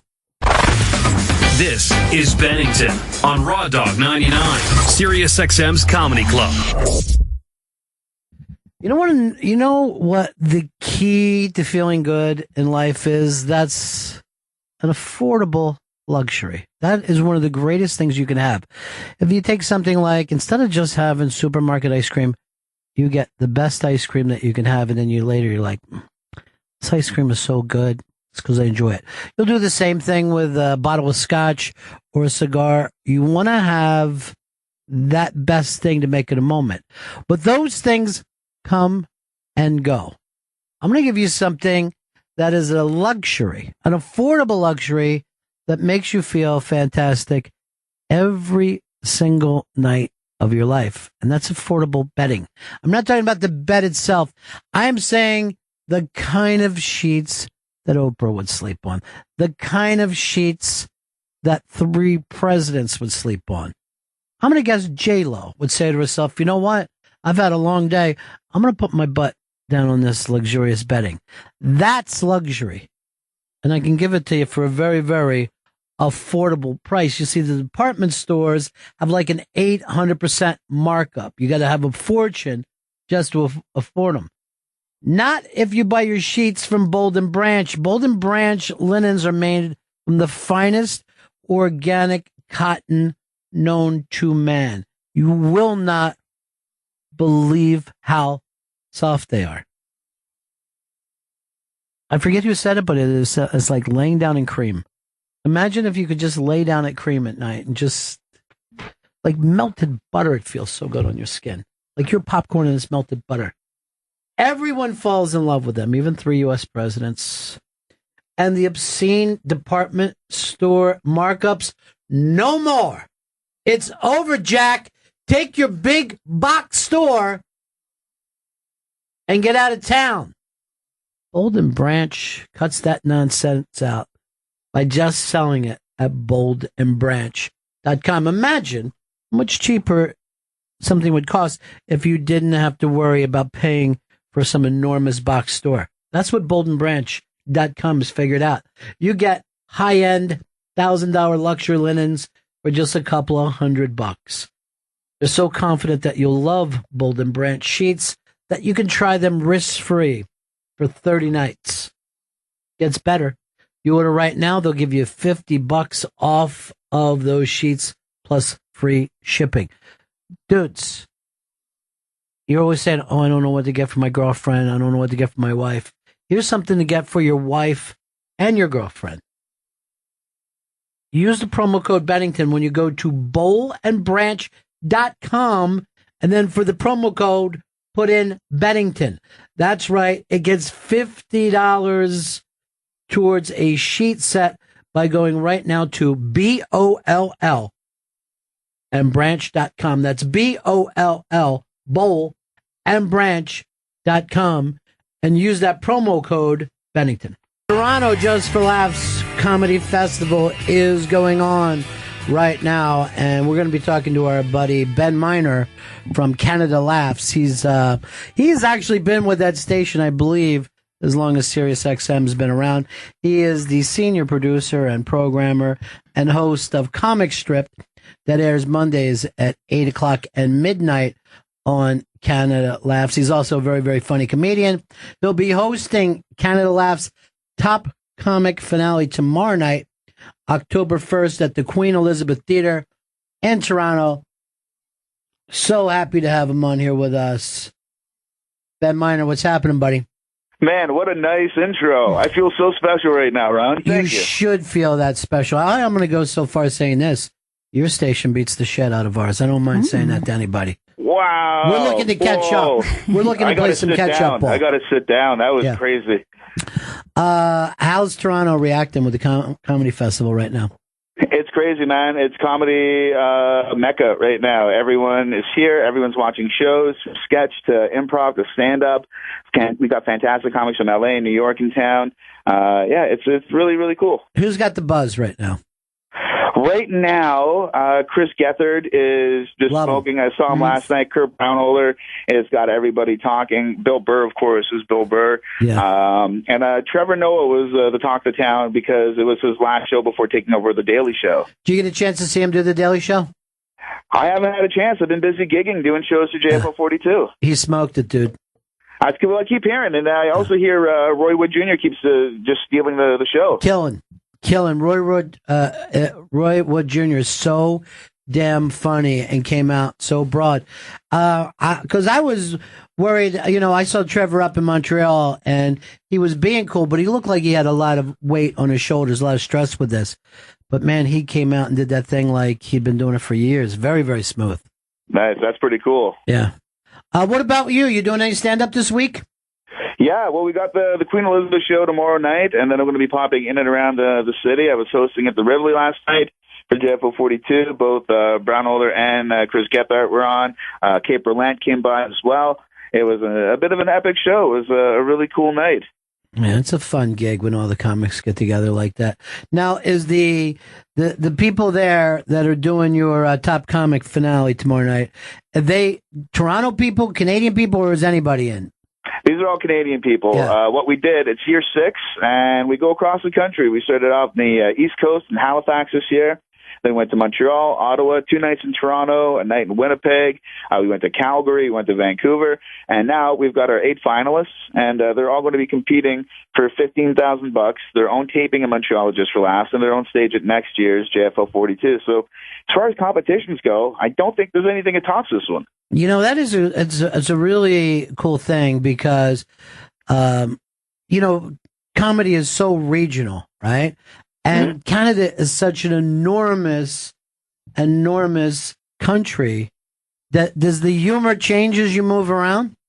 Oh, absolutely. From the Maritimes to BC, there's a lot of difference. But having said that, Canada's kind of like one big small town. You know what I mean? Yeah. We've got a lot of shared sensibilities, but if you've ever met a Newfoundlander, they are inherently themselves and unique. There's nothing like a Newfoundlander across Canada or anywhere. Yeah, the closest I think that you could think of that sense of humor and that attitude is Boston. Just the real don't give a shit kind of guys. But Canadians seem also to just really support other Canadians. Like they really like comedy-wise? Yes, Yeah. Exactly. Yeah. Oh, we're huge nerds up here. We all love each other. We're exactly what you think we are. We're lovey-dovey comedy hippies. That's cool, though. But, even like if you go far back, and I talked to you about this before, that I really think that more great comedy comes out of Canada. And I don't just mean stand-ups, but writers, directors, sketch improv people. Like the history of Canada is phenomenal.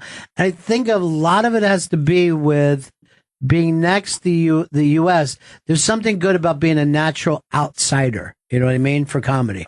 Well, absolutely. And I mean, if the U.S. and Canada were siblings, the U.S. would be the confident, obviously successful one, and we'd be the one that when we get a chance to speak, we better make it count. Right.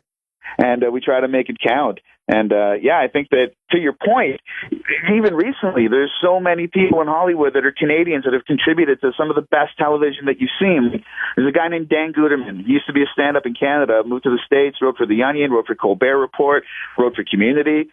Nice Canadian boy. Graham Wagner is another guy from Toronto. Was one of the writers and producers on The Office, I believe. There's so many great examples. One of Conan's head writers right now is Levi McDougall, another phenomenal Canadian comic. So you have a blast being there in Toronto, right? Oh God, yeah. It's the best. Ben is a very, very funny guy. Tell people about Comic Strip too, your show. Yeah, I've been hosting it for, probably 7 or 8 years now. Mm-hmm. Hundreds of episodes. I've had everyone from Cheech and Chong to the cast of Family Guy.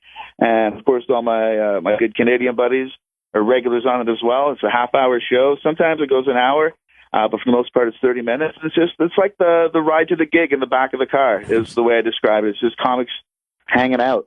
That's really, really fun. Dude, I want you to get down here to New York City, though, so we could do something, all right? Yeah, absolutely. I would like to even think of something where we do a contest where we put New York's best in Toronto and Toronto's best in New York. I think that would be a fun thing for us to do together. I would love to do that, man. Let's work on that. And it's, man, you treat comedy so well, Ron. Like, you are a friend of comics. You know your stuff, and working with you would be absolutely unreal. Oh, man. All right, Ben Miner, I'll talk to you soon, my friend. Take care, Ron. All right, peace. Go check out this if you're in the Toronto area. By the way, what a great time to be in Toronto. So many great comics there at the same time. But we saw this up at Montreal, that when the comedians get together, everybody's game gets amped up. Yeah. You know? Because probably just a good competitive nature. Yeah, it's the best kind of competitive. It's almost like if there's basketball players and a good guy gets on the court, everybody's game amps up because you're like, I want to challenge him and let him know that I'm a peer. I'm not just a guy who's going to be standing here. Yeah. So putting, Bill Burr in town makes everybody else amp up that week. Really, really fun too. Yeah, and it probably also reminds you what's fun about what you do. Like when you can see it reflected back to you and somebody doing it really well, you're like, oh, that's right. That's why I do this. But they're also not used to seeing each other. So when you get 80 comics that are coming from these different shows in the same bar at the end of the night. I mean, you talk about whores in a church. It's just, it's crazy. It's crazy. We got to do more stuff with festivals because it's the most fun that you could have. Ben Miner, great guy. I met him up there. They got really, really cool radio station with Canada Laughs, and we got to do more stuff with them. But when you love the idea that we take our New York guys, like if we were to take the New York guys that were in the New York Comedy Festival, right, and put them in a couple different cities, bring the Canadian guys down here, introduce them all around to the club owners, and maybe open up. Only one or two guys does it need to work for. Yeah, I love it. It's just very smart. It would be idea. a blast. Chris, yes, didn't you have that notebook somewhere where you were writing down all these ideas? You got it with you now? Jot that down. I don't have it with me. Where do you keep it? I keep it downstairs at the security desk. Actually, well, that's too far away. I can just go downstairs. It's not a problem. You can keep it secure there. But here's the problem: if you go there, you know what I mean. A lot of times you lose stuff. I don't lose anything. That's why it's at the security desk. No one ever leaves a notebook with the security desk. Can't believe that you do that. It's so weird. By the way, did you go out and get? Why don't I have CBS up to my friend Jenny the Hutt is going to be on this thing. I just found out what she's going to be doing. What's the name of the show again? The Talk? The Talk. They're bringing her out as like a special guest. She's going to eat 3 tennis balls. She swallows them whole, and then she's shitting them out on the stage. Wow. Yeah, they she do. is a performer. Well, the Talk goes in a whole freak thing, and she's like, if that's what they want, that's what they're going to get. She's always game, Jenny. You know what I mean? Oh, she's down for some. You know what I mean? She's about. She's down for some. I gotta get that notebook. Chris, though. we should be in Toronto right now. I know. They invited us. They love us. Yeah, so why aren't we there? Something you forgot in your notebook? Right, I could go back and check the notebook, see if I ever wrote it down at the time. No, because then you'll get lost, and I'll have to give away a prize, and everybody's going to figure out where you are. I'm not going to get lost. It's in the lobby of the building we work in. I just have to get into an elevator and go downstairs. That's it. I don't know why, but I trust him. Thank you, Gail. I trust him on this one. I can go get a... I don't trust him at all. For when he does get lost, 866-766-0339. Call in and win a prize right now. 866-766-0339. What prize do we have to give away if he does get lost, Joey? In the event he got lost, Yeah. we would give away a signed copy, the DVD Role Models, signed by director David Wayne. Whoa! Wow. Okay, first of all, why does people get a prize if he gets lost? Confusing. Well, they tell him where he is. Like, he'll end up in a different city. I'm going to be in the lobby. I'm going to go downstairs and I'll come back up. You're going to end up in a different city, Chris. I know it. I know you. You got lost easy. I have a great sense of direction. You know, I'm excited about this. You know, it's great talking about comedy. but Gail and I are doing a show that premieres this weekend called GPS. Yes, this Saturday. Yeah. You know, there's a our staff is working on a logo. I don't know whether we settled on one. Oh, really? I did not know that. Put together the logo first. I don't even think we signed off on it, but Saturday at 3 p.m. What are you doing, Chris? I'm going downstairs. I need to get this notebook. Yeah, go get the notebook. Thank you. All right. I'll be right back. Well, that's really far away. That's gonna be a tough one to find. You know, I don't know what you're talking about. He's just going downstairs. Oh boy, phone's gonna. Have you seen this logo? Yeah, I have, but there was a phrase on it I wasn't crazy about. An offensive phrase? I think they didn't mean it as offensive, but I always have to look out for that. Can I see it, or is it offensive? I don't know whether Chris has it. I mean, he just went downstairs. He'll just be right back because he's just downstairs. Yeah, he's just downstairs. It'll just take him a moment. Yeah. He likes to leave his notebooks at the security desk, which makes a lot of sense. Yeah. You like that idea, sending comics back and forth, though? I love that idea. I think we should definitely do that. I know. I'm always pitching ideas and I don't follow through with them. That's my problem. I'm a big idea guy. I'm not a small detail guy. Yeah. I need somebody like Joe to come in and help me with my life. He's kind of neither, though. You're right. I'm a happy medium. Dunce. I see Vito back there. I'd have Vito kill him. Uh-oh, it's the hotline. I hope that's not Don Wiki Wicklund saying that there's something wrong. Wiki, is that you? No, Ron, it's Chris. Oh, Jesus. You were right. I got lost again. I knew it. Just relax. Now look around. Just relax. Look around. Does it say like SiriusXM lobby? Is there one of our door people there? No, I went down the elevator and I got turned around. Chris, you've done this a million times, though. What do you see? I don't know where I am. Yeah. What do you see right now? Well, I could definitely tell I'm still in the northeast part of the country. Oh, great. Here's Rob in Delaware. Rob in Delaware, can you tell Chris where he is? If you see the toilet, he's probably in the bathroom. Are you in the bathroom, Chris? Chris, bathroom. Oh, my God. He's Chris? lost again. Chris. Yeah. Did I not put you on hold? No. All right, so the guess was, are you in the bathroom? No, I'm not in the bathroom. All right, look around, see if you see something else. Okay, all right. I just walked into a neighborhood. It's called the Capitol Center. The Capitol Center in a That's what they call the neighborhood in the neighborhood. Northeast. Here's Matt in Connecticut. Is he outside smoking a cigarette? Are you out front smoking a cigarette? No, because then I'd be on Periscope. I'm not outside. I should have you on Periscope at all times. I know. We got to keep track of you. Look around. You see anything else, Chris? Okay, I just got out of that neighborhood. Now I'm walking through something called Prospect Terrace Park. Prospect Terrace Park. Yeah. Peter, do you know where he is? And he just hung up. Joe in Utah, do you know where Chris is? I believe so. Hang on, I got to put down my alfalfa sprouts. That sounds terrible. He's in a state of drunkenness. Are you in a state of drunkenness, Chris? No, I'm sober. I'm just lost. Liar. Oh, incorrect. Oh, we starting to do that now? Oh, okay. Did we forget it for a while? Or wasn't it working? What happened? Forgetting it for a while. But we have it. Is Vito still in there with you? Yes, he is. Send him in here. I want to say hi to him. Mike.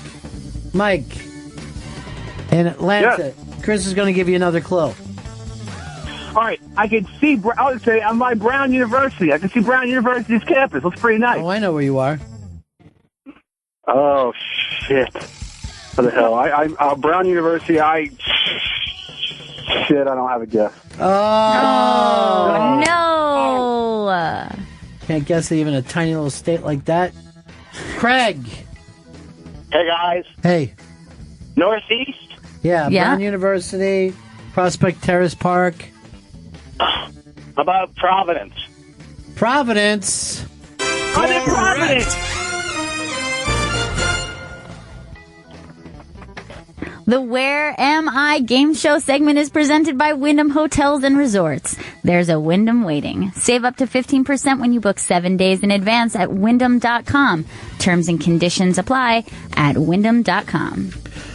Wyndham, you lose some. It's Wyndham. Chris? Yeah? Do not come back. I have Vito with me with a cool hat on. What's that hat for, Vito? Mets hat. Oh, you got Mets fever? I've had Mets fever my whole life. Now you finally get to brag about it, though, because I've known you for years and you never put on a fucking Mets hat. I wore a Mets hat every day I worked for you. Oh, you did? Yes. I got to pay more attention to Vito. Oh. What's going on? There's something wrong? I think his mic is on, is it? Yeah.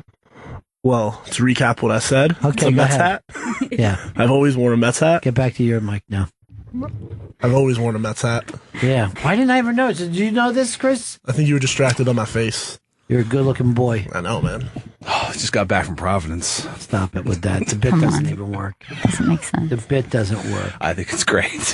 Why are you huffing and puffing if you really weren't in Providence? It's a long walk from there. Not really. Because I can see you the whole time. You were just saying What? you were in Providence. No. I always thought Vito was a Now, Yankees you're a fan. Yankees fan, right? Yeah. So for you, would you like to see the Mets win so all your friends can celebrate? If your Yankees don't win. No, I'd still like to see the Mets. I find Cruel. that terrible. Yeah, why wouldn't you want your terrible. friends to win? Like, that's how I feel about the Giants. You know, I kind of it's fun feel when like they- I know more Giants fans than, you know, so. You know what? You just changed it for me. I don't ever want the Giants to win. I'm mad the Yankees are good this year. Like, I'm furious. This was supposed to be my team's year. Everybody was saying you guys weren't even going to be near first place, and now you're going to make the playoffs, and everybody's like, oh, Subway Series. So I don't want that. I just want my You're own too thing. young to remember the Subway Series, though, right? I remember the Subway Series. You were way too young for that. You must have been a child when it happened. I was a child, but Did you feel bad when it happened? yeah, because I had to go to school and get made fun of by everybody. Because of the size of your head. Yeah, and my stomach, my head, pretty much everything. I thought you were a jock. I thought everybody liked you. Yeah, but that was in like 5th grade. That was before high school football. Oh, that's Yeah. when you got popular. That was back when I was the only white kid in my class, and Oh, you're I always went going to through- be mad. I went through a Fun really up weird phase where I tried to be Usher.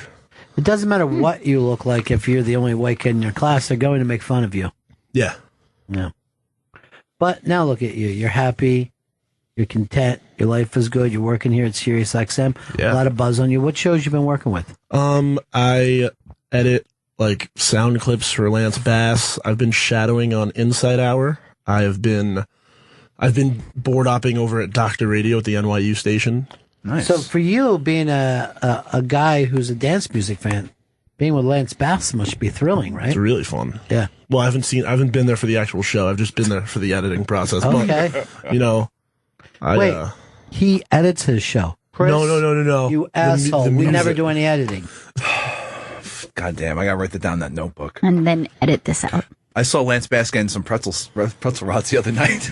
I was on the elevator with him last week, and I was like, should I tell him that I've done any work for him? And then he needed some Subway advice, so I told him about the one train. Yeah, oh boy, thanks. Now he's back on the subway, huh?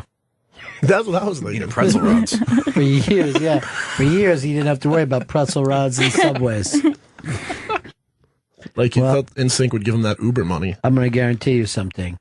There will be a giant NSYNC tour one day, and giant money will come in to his life. It's always going to be there. Without a doubt. When the nostalgia finally kicks in for that generation, they're going to go crazy. And it's here. I'm going to give you the tour that's going to happen. It's going to be NSYNC, Backstreet, and Britney touring together. Oh my as God. one mess. Because that's Huge. what every generation does. They wait until the nostalgia's big, and they give you all the people that you would never have seen together. They'll give you all at the same time. Well, Backstreet Boys did that. They toured with New Kids on the Block. And they call themselves NKOTBSB. Can I ask you a question? Does anyone give a fuck about New Kids? It was Because they I were think- from a generation before, right? Yeah. Like almost like a generation. It was even longer than a generation. Because even Backstreet hated fucking NSYNC when they came in. That was Because they were beef. like, they took the younger sisters. This is our hood. Like- yeah. That made them just feel old as shit. Still love the New Kids, though. And Well, New Kids sheets. Can I tell you something? New Kids on the Block had lots of hit, and Chinese food makes me sick. And I think it's fly when girls stop by for the In the summer. In the summer. That guy's dead. I know. The guy who said that song. I can't believe it. Sad. Murdered. What? I think. Something happened. I don't know. I don't know. I got to start reading the article. Hopefully it wasn't a murder-suicide. Why? Those always seem particularly crazy and nasty. I'll just do a suicide. I'm not going to murder anybody first. Seems mean. And you know what? I'll fucking write as my suicide note. I could have killed all you bitches, so you're welcome. You know how lucky you are. How wookie you are? Lucky. Oh. He said how wookie you are. He's fucking Big Star Wars fan. He's so, Star really? That's Wars so unusual. is huge right now. Yeah, it's big. I think this Star Wars thing is going to be real big. He's right. It's big. I'm thinking big things. December 18th this year. I think it's gonna come in at number 1. That's my sleeper pick for this year.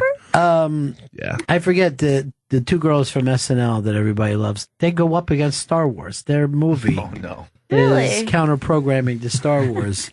Now, it used to be a great idea because theaters would sell out, so people would be like, "Well, we're here anyway. Why don't we go see the Liz Lemon movie?" But now they'll just fucking give, if there's 24 theaters somewhere, they'll give 23 of them to Star Wars. Yeah. Well, I was told that Star Wars made an agreement where it's like they're only, if they bought out every IMAX screen for like a month. Yeah. For the movie. So like what, I don't even like, I don't know how many, well, people are going to see it like 6 times, right? Can I ask a question? Are the robots going to be in this Star Wars?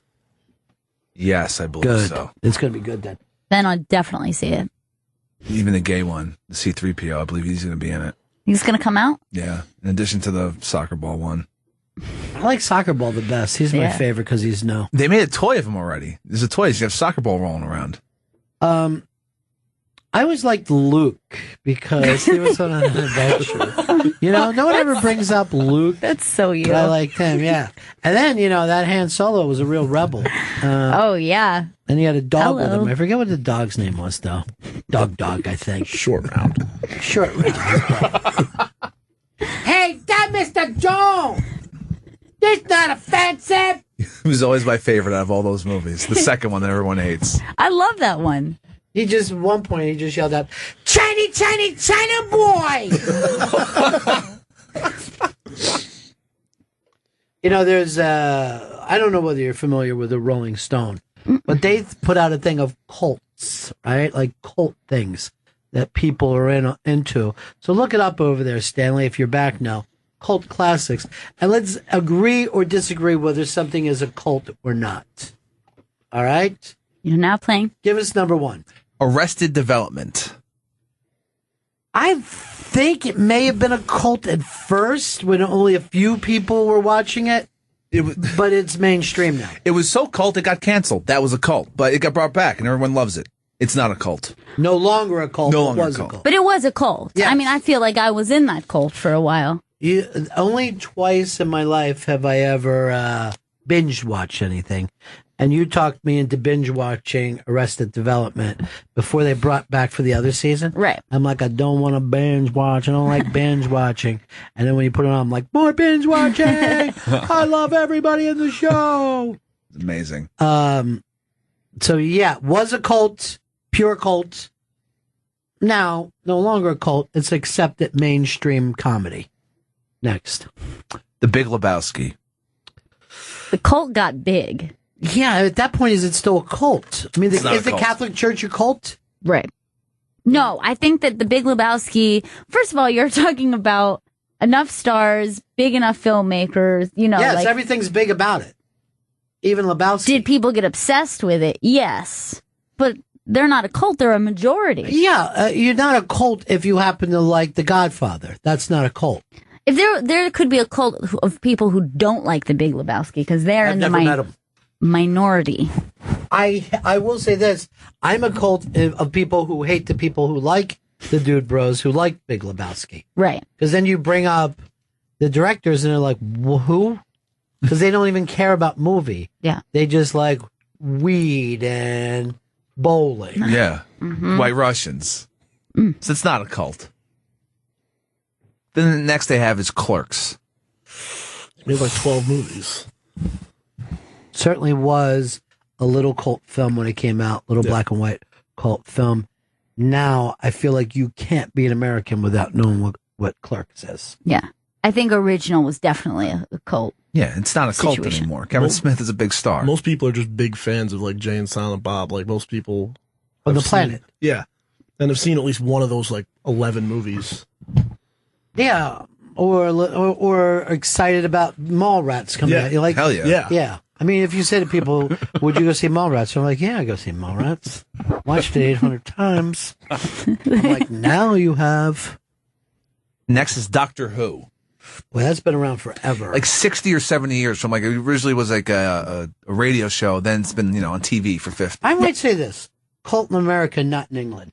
I think it's certainly a cult here because I feel like they're all talking about stuff I don't understand. Oh, I've Cult. never watched it. I've never seen an episode. And I'm like, I'm not going to binge watch 70 years of fucking show. I don't have the time. It's impossible. So you're agreeing cult?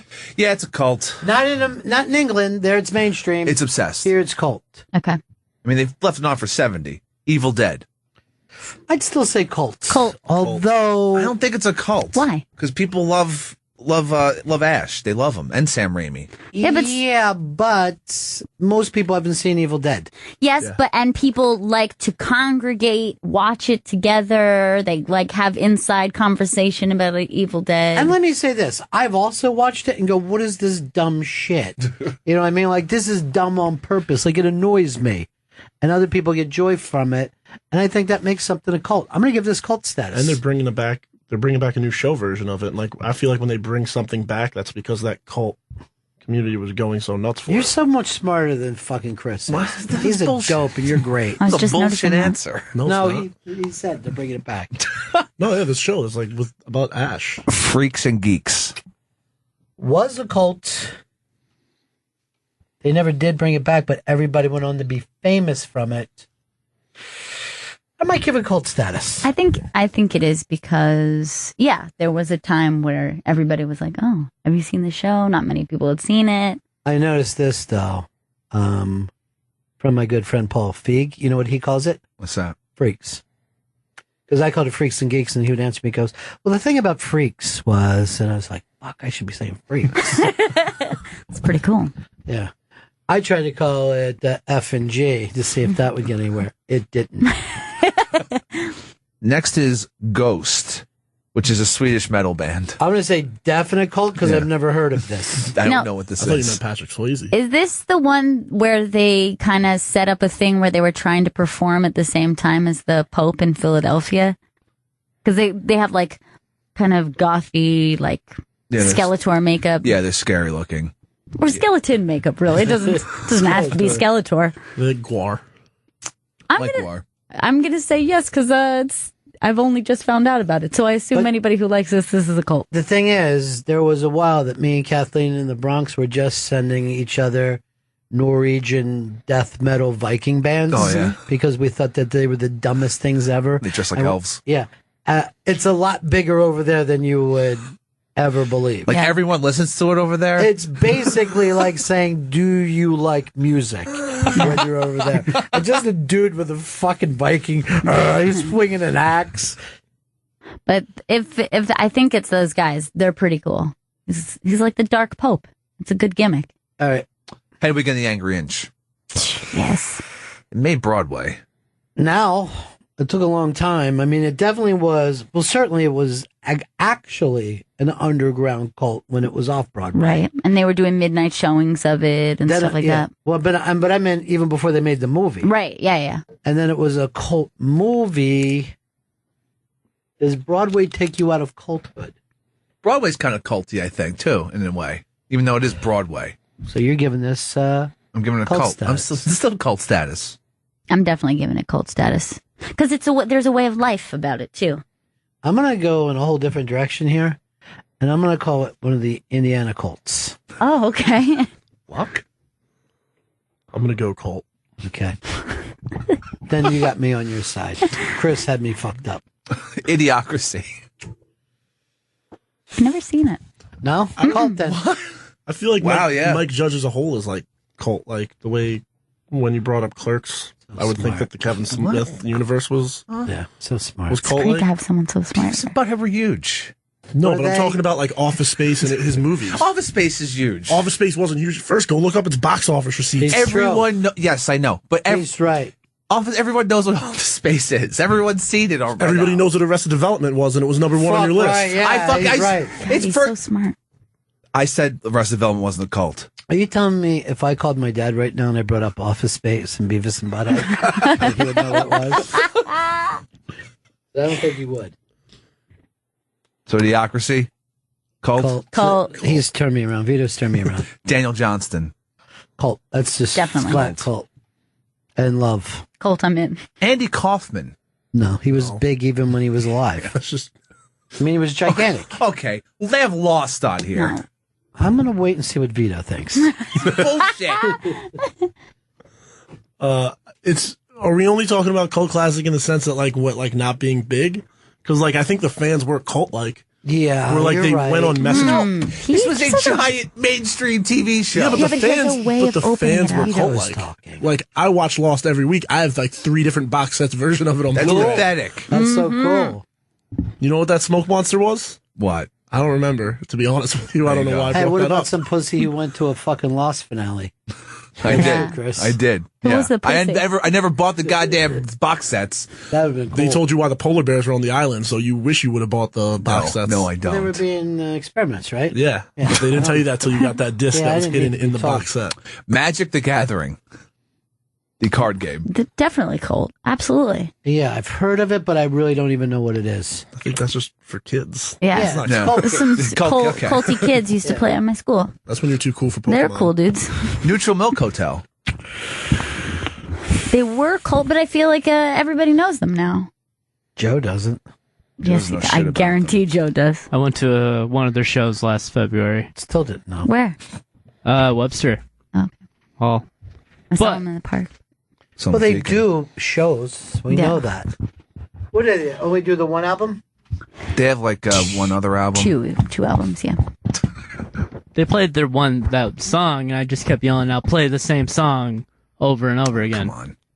You didn't yell anything. I've seen you on a crowd. Well, I said, "Yeah."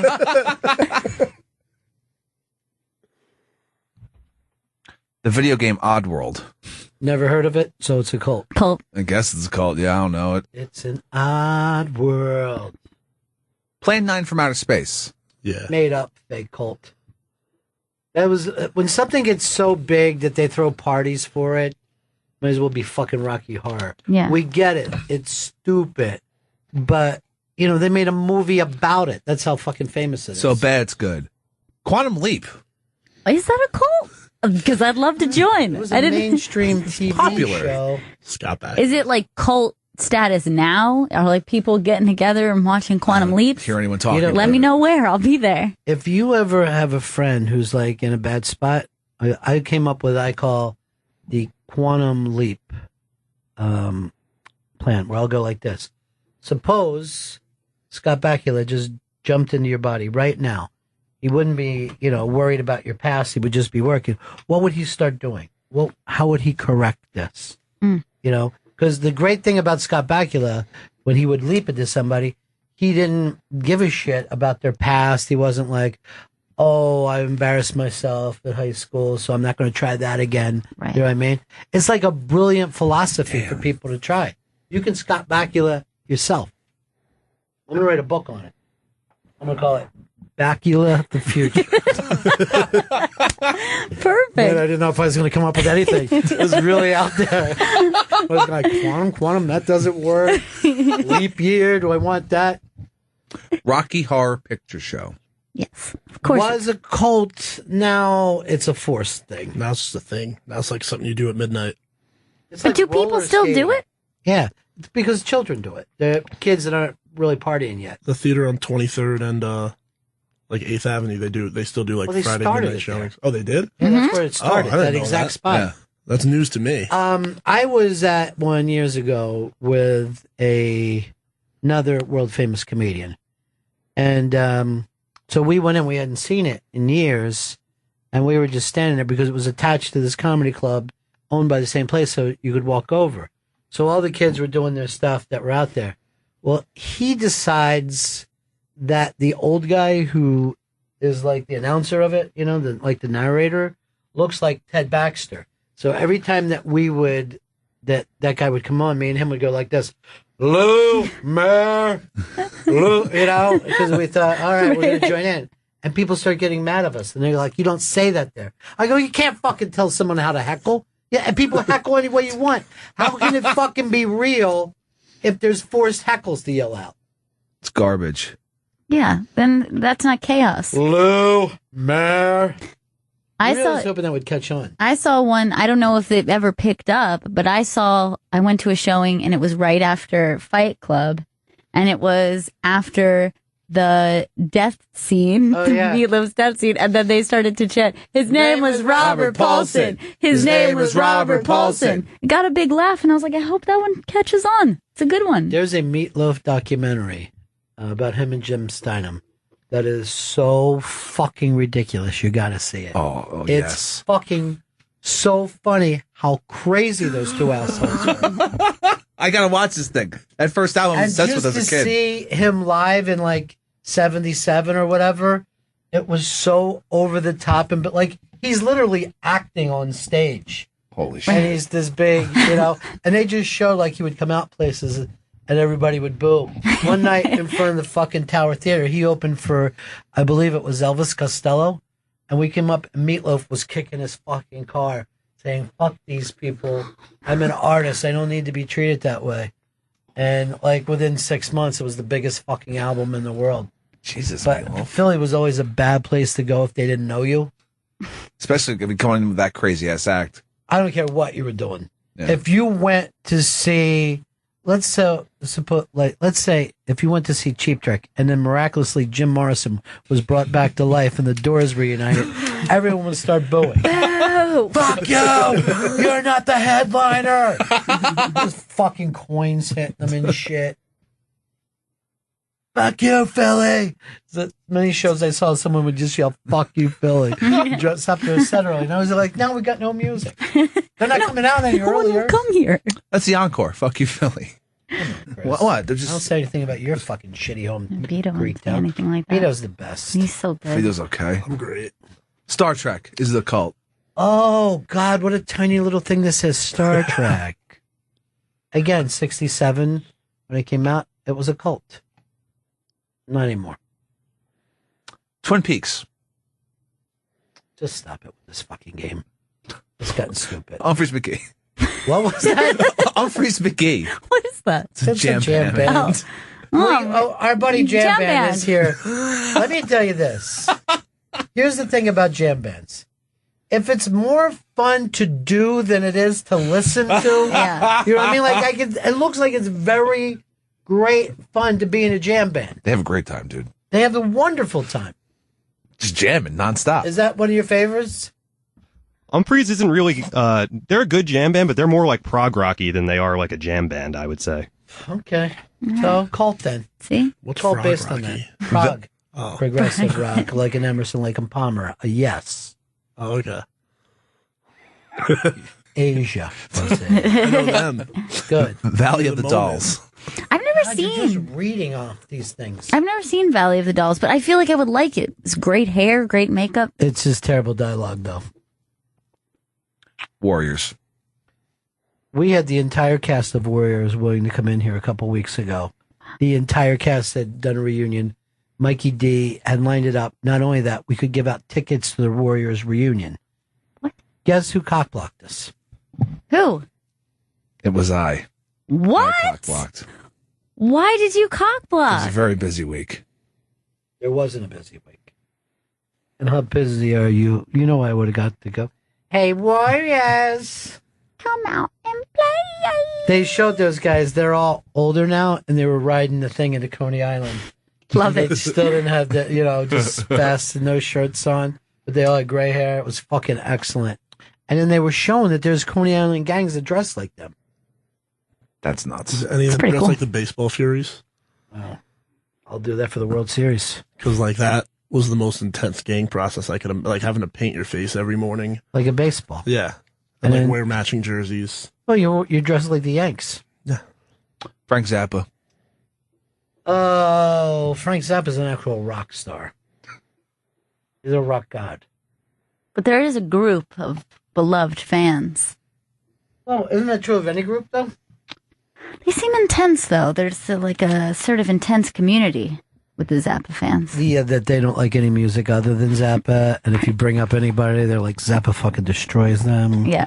Every note was magic, everything about it. If you go back and again, you could say the same thing about jam bands. Is like, I'm sure it was wonderful to be in that band, but a lot of people are like, bum, bum, bum, bum, bum, bum, you know, it's not toe tappy. Oh no, not You at know? all. I think Zappa's a rock star, though. Yeah. Sorry, that is not a cult. What are you writing up there? We need to break one more time. Bennington. This is Bennington on Raw Dog 99, Sirius XM's Comedy Club. Here's the problem with dinner.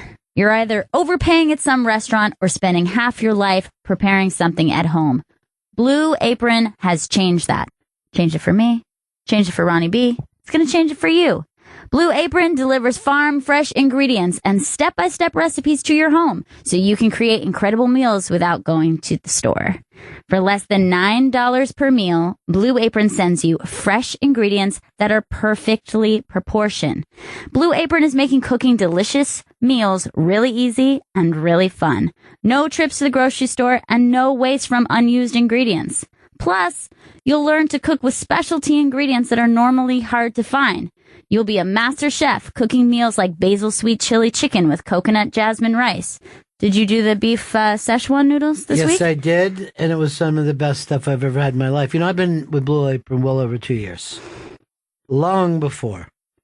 I want to say this, before most people even heard about it. Yeah. And now, I feel like, and I know this sounds crazy, I feel like I'm as good a chef as anybody in New York City. I believe it. I think I'm a better chef than Bobby Flay is. At least if I was cooking the same meal as him. I was cooking a Blue Apron meal and he was cooking. If I already got, because I can't go around and find all the stuff in the recipes. And, you know, I have Blue Apron to do that for me.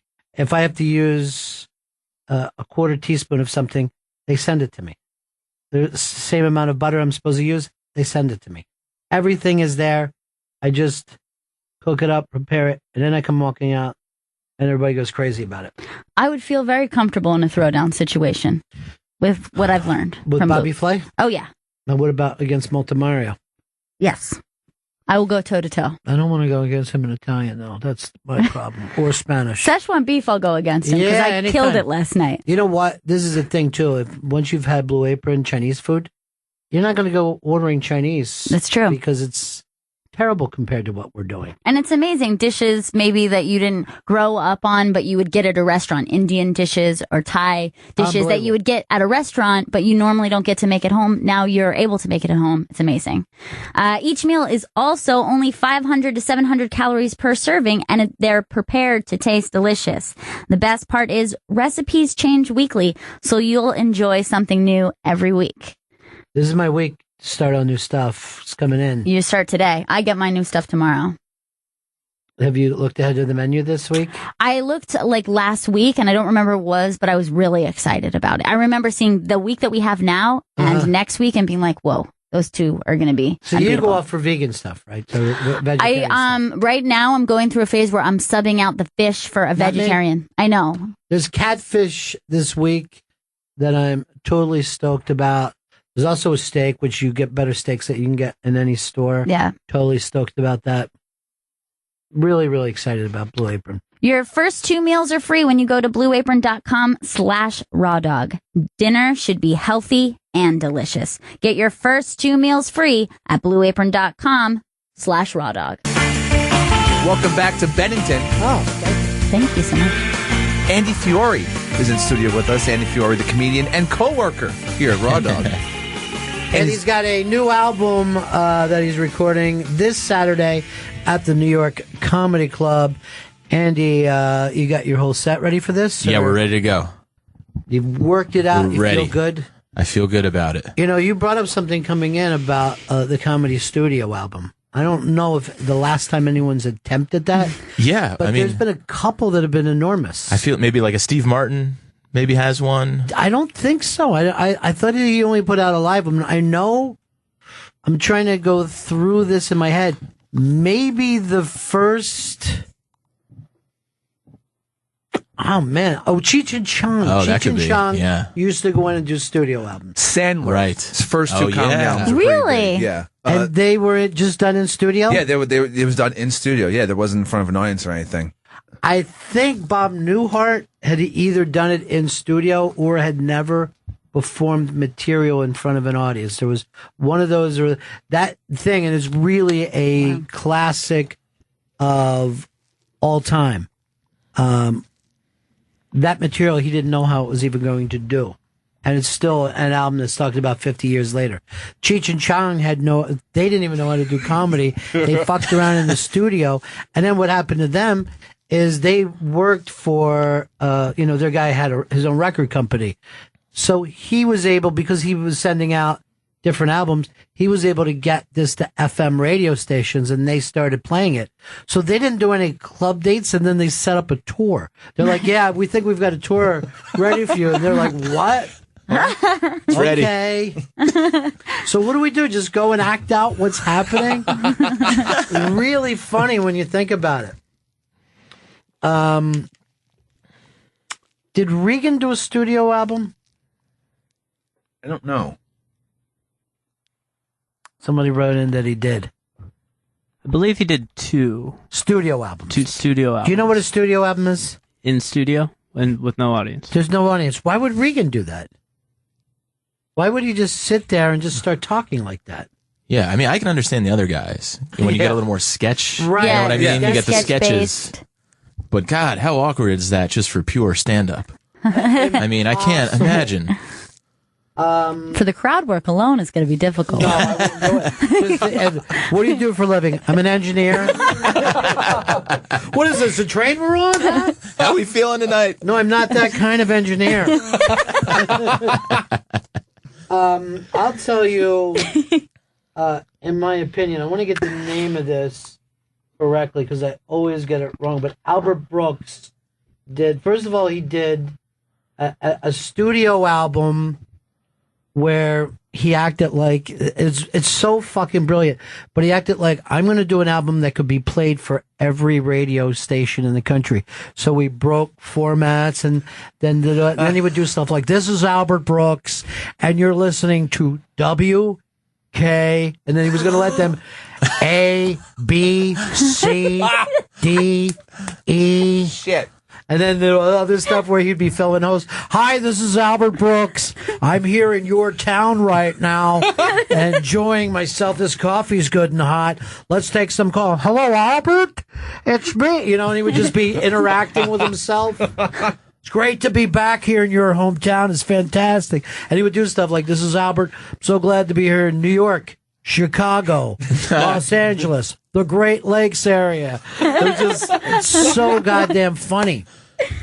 And then he did another one. I think it's either called Comedy Plus One or Comedy Minus One, where he wrote a sketch, and with the album, you would get your part of the sketch. Oh my so God. you were doing comedy with Albert, going back and forth. That's amazing. That's ridiculous. Yeah. I didn't realize that guy's genius till like later on in my life. Is that right? Yeah. Like a lot of it, what turned me on was his work, just doing his voiceover stuff on The Simpsons. Just Yeah. my favorite episodes of all time. He was just like Scorpio, but always crushed. I mean, I always find out, I'm like, oh, Albert Brooks, another one. He is, he was amazing. There was a story about him that because he didn't really like touring and he didn't, wasn't crazy about the audience stuff. He was thinking, acting. Well, he was another guy that was like a kid and would go on the Tonight Show doing a bit that he had never performed anywhere. Carl Reiner said, my kid hangs out with this kid who's hilarious. You should have him on sometime, right? Oh my God. So, but supposedly the story with Albert that he was in a radio station and they said to him, somebody did comedy and they, went crazy. do you ever worry about that? And he goes, I think I'm going crazy right now. And he just got up and walked out. That's it. I'm not touring anymore. He used to do like late night radio, where he would just, or sometimes even fucking call in. And those things are just classics. They're just amazing how funny he could be off the cuff. Yeah. Now he's a cartoon fish, so I don't know what to tell you. But Modern Romance, to me, I don't know if there's a funnier movie. It's so good. Yeah. The In-Laws?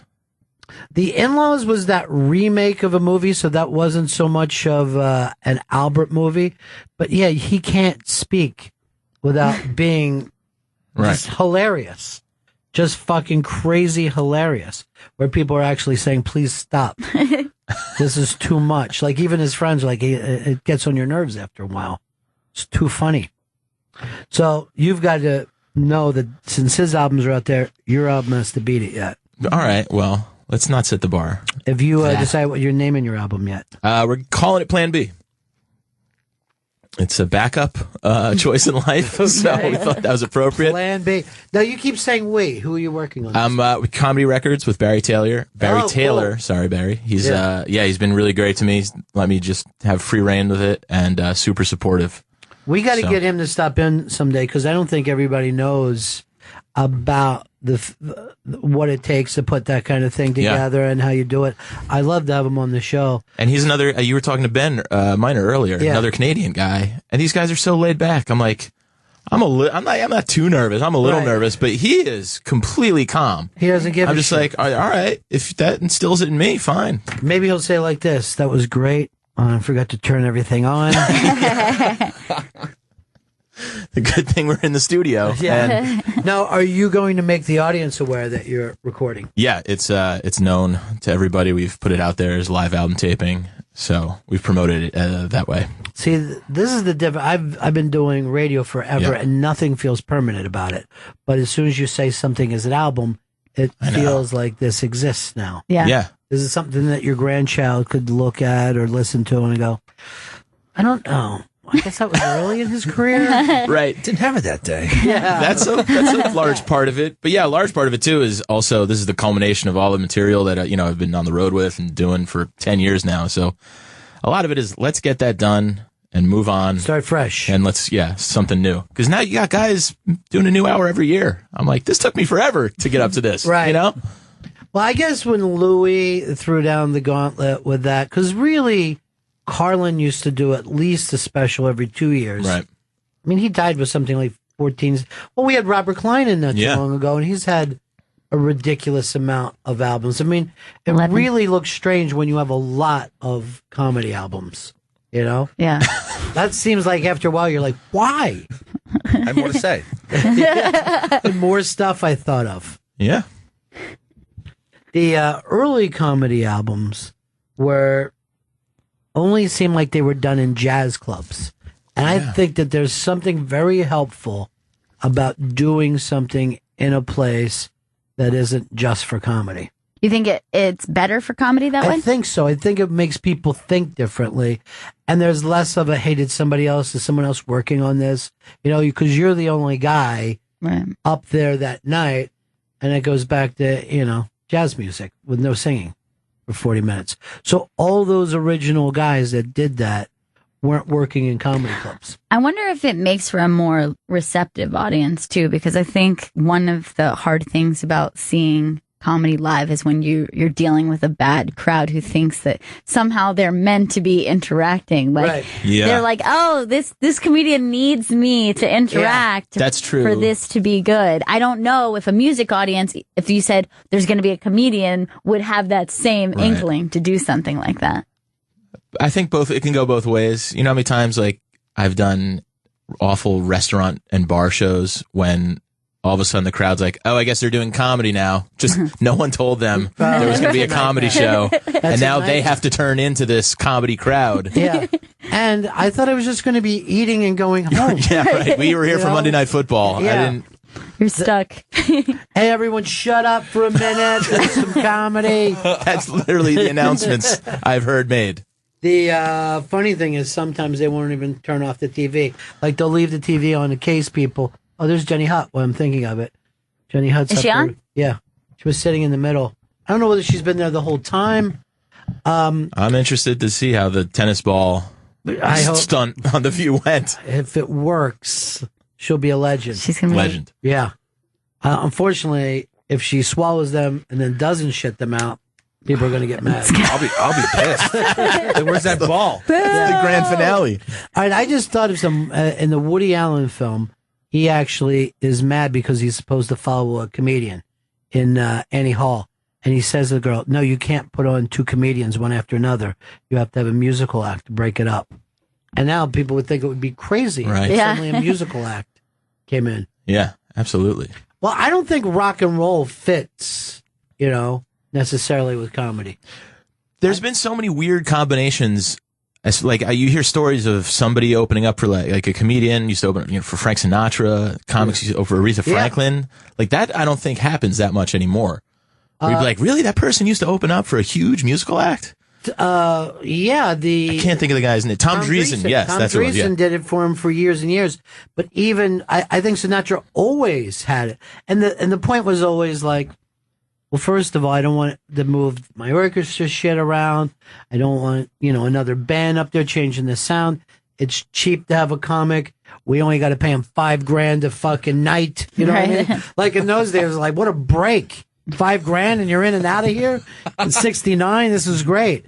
So, but yeah, Dreesen did it forever, and that was all in the latter part of his life. But if you go back, Shecky Green and all those guys opened up.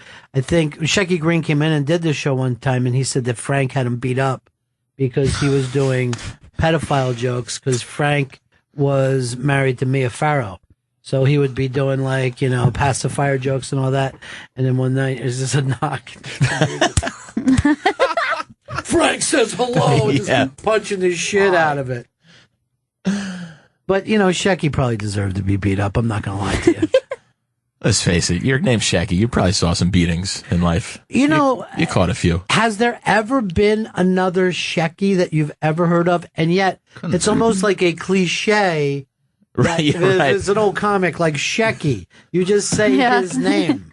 There's not a lot of Sheckies running around. No. He came in one day with Gurion, and it was fucking amazing. He said that even when he was a big star, he would have such fear of going on stage that he would start his act on the other side of the curtain and just start working for a while. And he would hear the crowd laughing. And finally he was like, okay, I'm past my nerves and we'll walk out. He did the Jim Morrison. Yeah. Jim Morrison Turn used his to back to the audience. Jim, could you turn around for a second? Everyone would like to see you. The ladies find you very attractive, Jim. Please turn around. This is a song, everybody, behind me.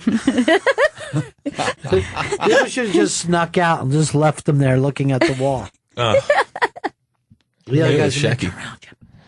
Turn around. There's a show going on.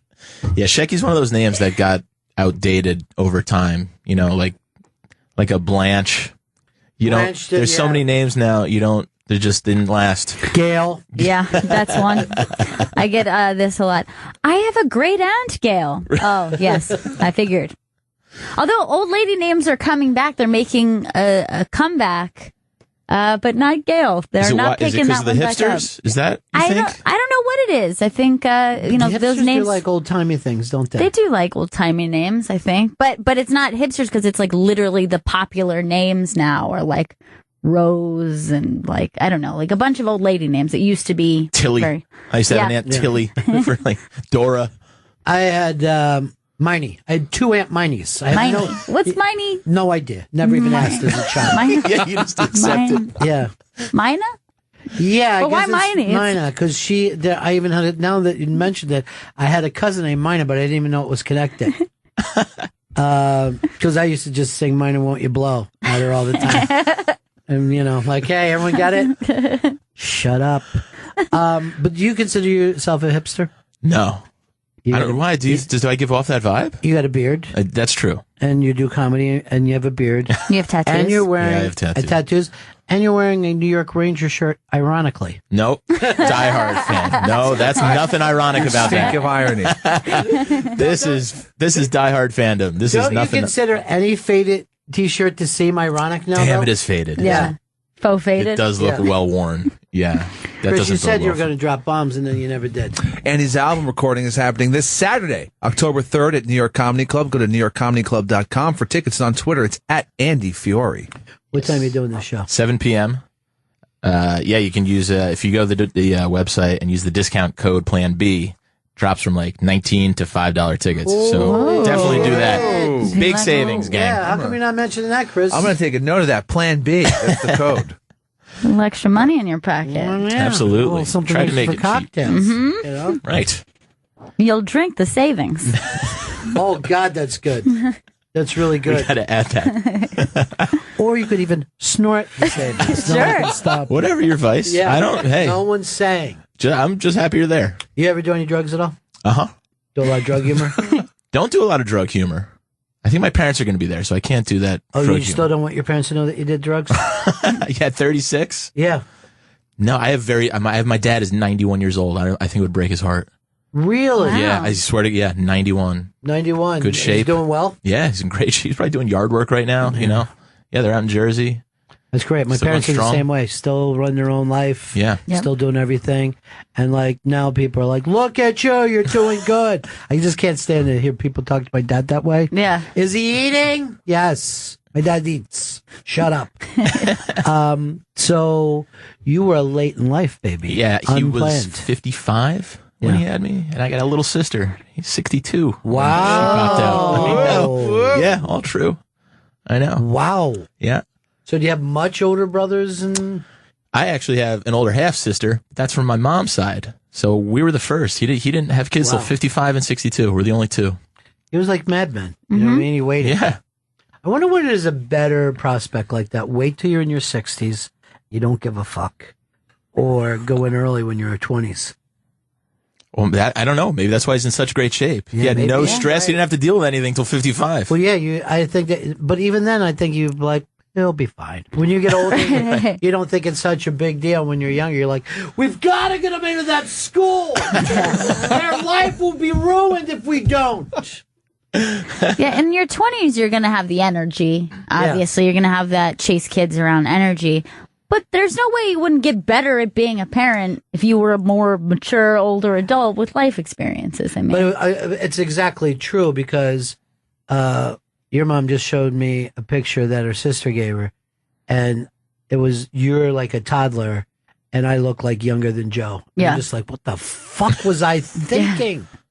Yeah. You just see in my eyes that I ain't give a shit about anything. Like you can see, like there's a guy who doesn't know what the fuck he's doing nor care. You know? who was in charge of me?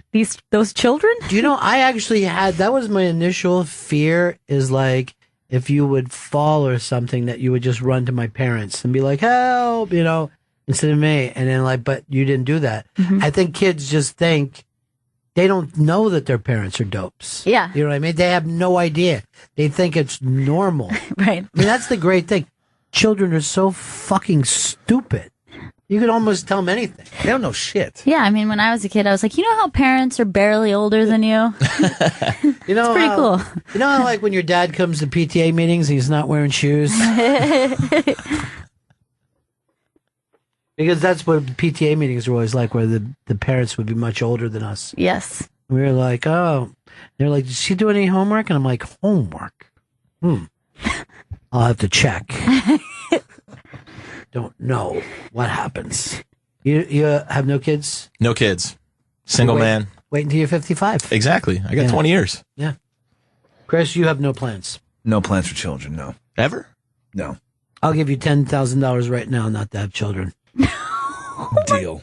Oh Take my that deal. God. But I'm cutting your penis and balls off. You agreed to it. Most of your penis and 3/4 of your balls.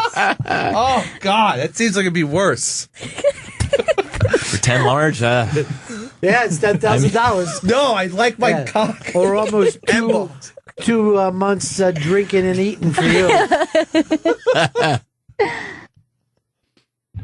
Andy's album recording's happening this Saturday, October Just saying 3rd. Andy's album. Like, we're talking about Andy's album. Plan B is being recorded this Saturday, October Come on, 3rd. do an actual plug from the beginning, like you care.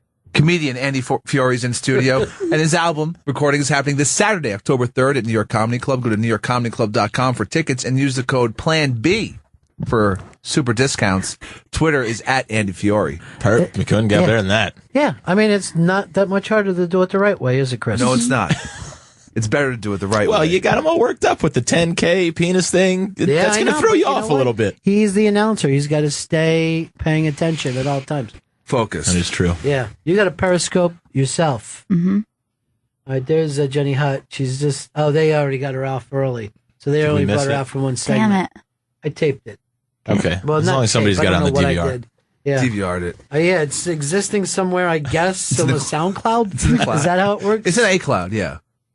Everything's in the cloud now. Andy, what do you do for us around here? What do I you work say? up in the comedy department. Oh, how's the that whole happen? gang. No one knows what goes on up there. Yeah, I know. We're over in there in our little corner, Yeah, programming away. No microphones. All of a sudden, stand-up gets on the air. Is that how it works? Yeah. Beautiful. Who's your favorite? Give me your top favorite comics working today. Oh, man. I mean, hard not to talk about Brian Regan, Dave Attell, Greg Giraldo, who passed away 5 years yesterday, I believe. He was always in my top 5. You know what? Here, this is the fact that you said that. Greg Giraldo was a guy that every time we talk on Mass, but they go, Greg Giraldo, and we'd always go, all right, he's local, so we'll get him. We'll definitely get him. But we never got one. And I'm telling you, I never stopped regretting. I feel like I want us to do a Greg Giraldo special sometime. And just a brilliant guy. Just to put it out there, because he was absolutely so great. But I did that with a lot of people, like even like Robert Kelly. I'm like, well, yeah, when he has something to promote, I do it now. I haven't done Norton in a long time. A lot of the New York guys, I end up going, well, I'll get to them anytime. But then, you're just dealing with more LA guys one after another. I didn't want to turn this negative, Andy, but I guess I'm canceling your album. I just got He's so upset. Dump out those plugs. Yeah.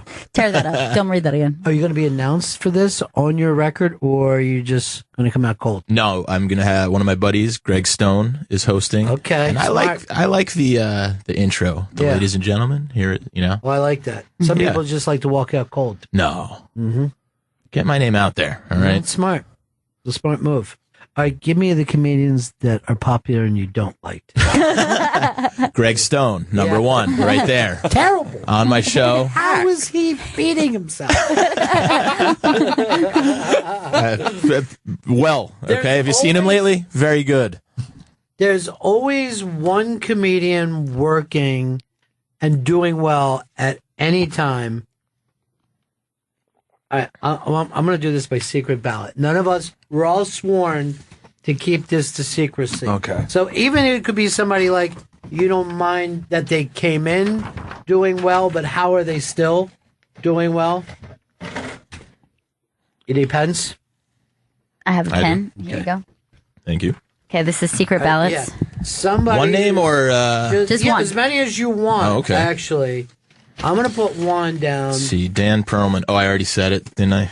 Can I tell you something? Get used to Perlman because he's around for a lifetime. That kid. I love him. Every time I turn around, he gets another big gig. All right. Now let's do it. Like, Joe, you just started doing without even being asked. Aww, means that that is you really so have People love hating somebody. So send someone in to bring your ballot in. Yeah, because we can't see. All right, Chris, you hold up yours first. Okay. Oh, I didn't. Here's my secret ballot. Oh, good one. Really? It's crazy. It's just. And you don't think that person is funny at all, or just not worthy of the love that they've got? I'm going to go next. Okay. Wow! Oh, matching. Whoa. Matching. Match game. I stray. First of all, saying Jeff Dunham, Joe, is cheating. That's not a comic. He's a puppet guy. Face. You shouldn't have been part of that. This is straight stand-up comedians. Ready? Yeah, Andy, I want to see yours. Oh. Don't get it. Don't get it. That could not be bigger. Now I'm going to do mine. And two sides. Oh my match. God. How crazy is that? 2 and 2. Special couples day. Now, I'll just say this. Gail and Chris wrote down a guy that couldn't be bigger, but is that my thing going off? Sorry. Was it yours? No, not mine. I think it's yours. All right. This happens sometimes for no reason. Pause. I know who's calling. By the way, just pause it, Siri. Pause it and keep it paused. Keep it paused, Siri. Now, instead of saying Siri, I almost used the name of the person. And I'm like, could you see how that would fit? Now, I'll say this. For Andy, the guy came in as white heat. Some of the early stuff, very funny. Yeah. And then completely, I don't know what happened. Yeah. And can I add something? That's pure stand-up. I actually think he's a pretty funny actor. I won't say, but on that show, Smarks and Heck. Maybe that's who we expected to meet, and we didn't. Right. But I'm going to also say that one of these people, the thing about it, and this is an old Carson line, couldn't improv a fart after a baked bean dinner. That's what gets to you. When people that you meet who aren't naturally funny, that they're studiously or comedy nerd funny. Are you talking about your pick or my pick? Our pick. Your pick says things funny. Okay. Yeah. Your guy says things funny, has energy, and people like him. I know, but it seems like just crazy out of control. Well, because it got too big. That's what your problem is. Too big. Too big to fail. Our guy is on his way to being too big. Mm-hmm. You don't think he peaked? No. Oof. All right. No. Oh boy. And now, Joe, why did you write Jeff Dunham, who is a puppet ventriloquist? Because I said I would protect any comedian in this. I was so proud of that answer to begin with. I just don't get it. His work, but terrorist style. Yeah, but it sounds exactly on like a stick. His voice. Yeah, but his mouth isn't moving, is it? But I a little bit. That. I'm doing that right now. I never know. I'm doing that right now, but you guys can't see. That's actually pretty good. Thanks. Actually, you look like one of those puppet dummies. Yeah, the cute one. No, it had to be straight comedian. Yes. Which is why we were matched up. And now everyone has to kiss their matches. You just always would have. You just always wanna wants kiss to. her. I bet you wouldn't kiss her, would you? No. Because of your wife? Yes. My wife to be. We've worked it out, Sheena. How long has it been since you've kissed other lips other than your fiance's? 9.5 years or something. And that was a dude. That was some hot stud I picked up at some bar. Seriously? No! I just was guessing. God, no. I want to be at this show, see Andy rock the house. Oh, hell yeah. Oh, thank you so much. The Plan B album recording is happening this Saturday, October 3rd at New York Comedy Club. You go to newyorkcomedyclub.com for tickets and use the code Plan B. You just said crowd. Said crowd. Use the And you code. didn't give out Andy's name, by the way. Andy Fiori. You gotta, here's the thing, in announcing, this is Andy's first time on, right? Yes. So when you have a guest, you nail it. So everybody at home go, because a lot of times people just tune in like, who are they talking to? Where's this album being done at? How am I supposed to get to the crowd? And then they find out everything. What kind of savings can I get from the crowd? Well, the comedian's Andy Fiori. It's happening. The album recording's happening at New York Comedy Club. Go to newyorkcomedyclub.com for tickets. The code is Plan B. Code. And Twitter is at Andy Fiori. I had no complaints with Christmas wreaths. There's no reason you should. There's no reason you should. The man's a fucking just a genius at that. You should be doing car commercials right now. I love it.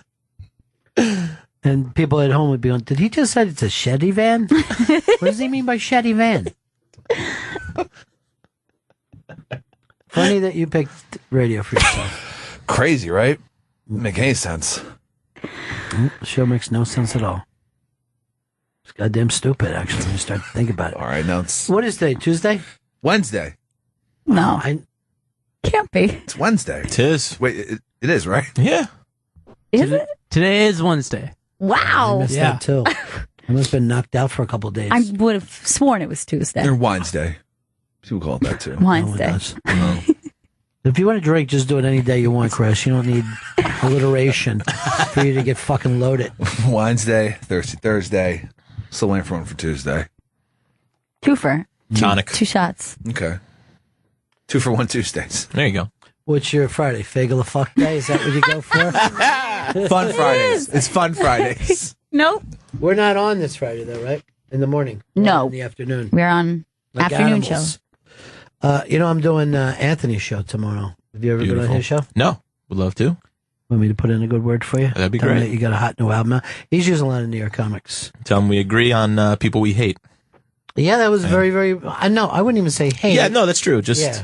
right. Do you hate your guy? No, I don't hate them, but it's just crazy. Hey, your guy's enormous now. Yeah. Enormous. Yeah. And not even in this country, going on a world tour right now. Stadiums. Yeah. Sold out Utah. They actually put a close. fence around Utah, started charging people money to come in. You know he's performing here. Thing is, though, he didn't sell out. No one ever brings that up. We got like 3/4. Place looks so empty in the back near the Grand Canyon. There wasn't anybody back there. Is it obvious to think people know who we're talking about? Well, they know the Dunham, I think. Well, I mean, Yeah, Joe's that's definitely hatred for obvious. Jeff Dunham and Yeah. Americana. The puppet And is he's done the show before. Mm-hmm. I can't believe. well, then an egg on my face. I'm sorry. We should just wrote down people who aren't successful. And see how this guy's still doing it. Should quit now. Can't believe he didn't quit Open years ago. mics for 4 years. At some point, I wonder if our own Dan Perlman would want to give, even out loud, of somebody that he can't believe their success. Would Dan Perlman, does he have the balls to sit here? Wow. At his point in comedy, he's just now starting to take over. He won Montreal. He's putting out 6 cartoons. Is there a comedian that you would want to say that is very successful and you don't get it at all? I agree with yours. Completely. Really? Yeah. That's the one I would say, and Joe was waving me off because he had to go with Dunham. But I was trying to have input and Why give would that you have vote. went with Dunham anyway? The guy's a puppet guy. He's not even a fucking stand-up. Yeah, I know. I'm just saying I don't get the act. And I mean I All understand. right, let me ask you this. Do you get Miss Piggy and Kermit? Because Yeah. that's what you're comparing it There's to. precedence here. Yeah. People like a puppet. Either way, if we were going by ventriloquist, yeah, he'd be number 1 on my list. Okay. To go? Oh, You look, would you're get? trying to backtrack now. How about this? Name a second one. Second ventriloquist. Gallagher? No. I know. You know, ventriloquists, they are like Highlander. There can only be one. You have to kill the top guy to take over. I can't even think of one right now. Yeah. Jeff Dunham came in to do our show once, and he had the fucking suitcase with him, and I didn't even ask him about it. Don't even look at that. Like, hey, man, Oh, what's there's happening? a- You got a special coming out. Seems like a very nice guy. Yeah. Didn't one just win America's Got Talent? Now that I think about it. Oh, no. Terry Prater. This might have been a few years ago. I think Terry Prater is a wrestler down in the Georgia League. And he did win. Well, I came a free plug, Ladies and so- gentlemen, Terry Prater's coming to the ring right now. Start booing.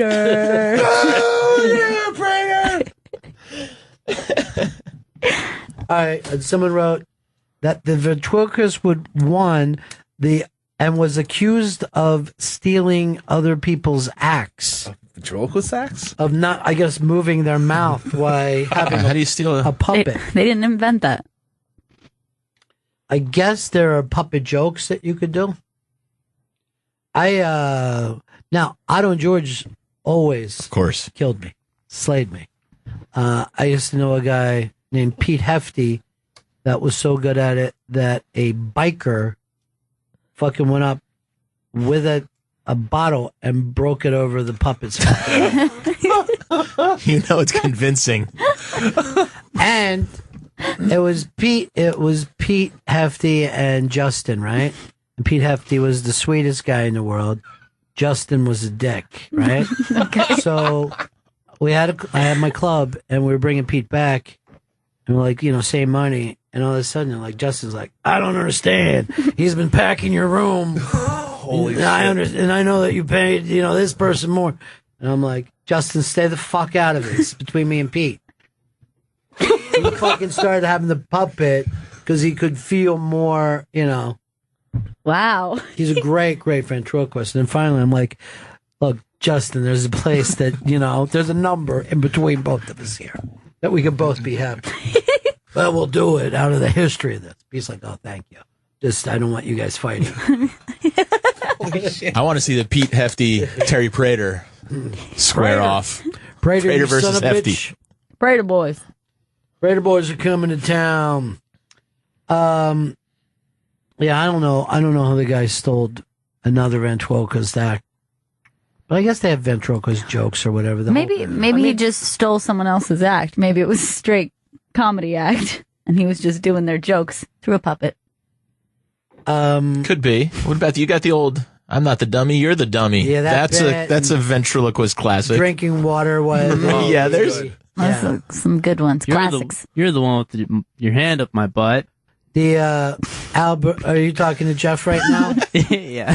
Albert Brooks did a ventriloquist act, and he would do a thing where he wouldn't even hey everybody, hi, it's me, like his voice would, and then he would sing a song while he poured water into the dummy's mouth. It was just fucking rolling down, way down upon the Swanee River, and his water was coming out of the ass of the dummy. It was fucking hilarious. Joe wants to straighten us out on this. Go ahead, Joe. Yeah, it was Terry Fader who won the America's Got Talent. He got famous and dumped his fat wife and married a super hot chick after he got famous. Yeah, so that's what happens. Okay. I mean, I'm sure the wife saw it coming. Let's face it, you never would have got him unless he wasn't famous, honey. That's the only reason you got him in the first place. He had no money or fame. What are you now looking at pictures of the wife? What are you, a gossip girl? That's the new wife. Well, let's see the old wife. Yeah, I like her better. I'm honestly. She looks nice. Yeah, I'm honestly saying I like her better. Wholesome. Yeah, she suits him. That's for sure. Well, you can see he also got rid of that shitty sports coat and got something nice to wear too. The reason that guy popped into my head is 'cause when we actually had him up here doing something for our channels, he had the puppet on his hand, and he was using the puppet's mouth in the mic. I go, oh god, nobody can see you. You don't even need the puppet. But maybe that's a thing. Maybe you have to do it that way. Maybe it's muscle reaction. If you're stupid, you have to. That's the only. I mean, if you really want to be a pro, He's you committed. can know that you're on the radio. And then he's just doing it for you. Yeah. Yes, thank you. Very entertained. Right. It's a pretty cool voice. This is me laughing on the inside. Comedian Andy Fiori's in studio, and you go see his album recording, which is happening this Saturday, October 3rd at New York Comedy Club. Come at it like an announcer, not like a guy talking to his friends. Be an announcer with this. I haven't. Comedian Andy Fiori's in studio with us, and Andy's having an album recording happening this Saturday, October 3rd at New York Comedy Club. Go to newyorkcomedyclub.com for tickets and use the promo code Plan B for savings. And on Twitter, it's at Andy Fiori. So I put in Plan B for savings? For savings on the ticket price, yes. It's $15 off the ticket. Yeah, now you say that. Okay. $15 off with And Plan he's B. not having an album recording. He's recording an album. He's recording an album. He's having an album. Now come on. We're splitting hairs now. That's Amish. Give the kid though. a break. You're literally Amish after a while. Yeah, he's come on by English. He's having an album recording in the barn. I hate this technology. You did great. Thank you. And I know I'm tough on him, but I'm not going to be here forever. That's And true. You got to instill it. I want him, years from now to think to himself, what would Ron expect out of this read? And then I want you to just pour some down on this goes out of my 40. Mm-hmm. Yeah. Why are you going to be drinking a 40 on the air? Are you really going to just start drinking beer on the air once I'm gone? No. That's All right. traditional. That's it for us. Thanks for coming in, dude. Thank you so much for having me. Truly an honor. Thank you so much. Let's not wait around. I'd love for somebody to replace Chris. What? I was going to say that after I met. All right. Are you still here, Chris? I'm right here, right across from you. Give him one more plug before you Okay. go. Fucking do it rockstar style. Comedian Andy Fiori. His album is being recorded this Saturday, October 3rd at the New York Comedy Club. You go to the NewYorkComedyClub.com for tickets, and the code to get $15 off that ticket is Plan B. And on Twitter, it's at Andy Fiori. That's it for us. Look at this, another one of my interns. Another one. I want you to get this going around town. Mm-hmm. By town, I mean upstairs. Every time somebody gets hired here, they were one of my interns. There's no show. 1,000% batting average? Yeah. There's no show. Well, if they're a good intern. But no show has put out as many interns into his employees as we have. So when Look at you're that. just sitting around the water cooler, like, hey, you know what an interesting fact? Fun fact. Oh, those Bennington show interns sure end up getting hired here. Do you work for that show? What are you doing now? Right now? Yeah. There's a Mercy Me is in the fishbowl. Your life is exciting. It's so exciting. Why is there a Christmas tree there? Because they're doing Christmas music. I'm so confused. Yeah. Well, I was waiting for you to walk down the hall to see it and say something. I saw it. I couldn't but I thought I was drunk. I was like, how long have I been doing this show? All right, that's it for us. We'll see you guys again. And listen to us on GPS. That's right, this Saturday. 3 p.m. East. Our first time we're doing a music show. On Deep Tracks, Channel 27. That's going to be a lot of fun. We'll see you guys again in 1974. Ladies and gentlemen, the evening is over. We hope you all enjoyed yourselves, and we'll see you all again in 1974.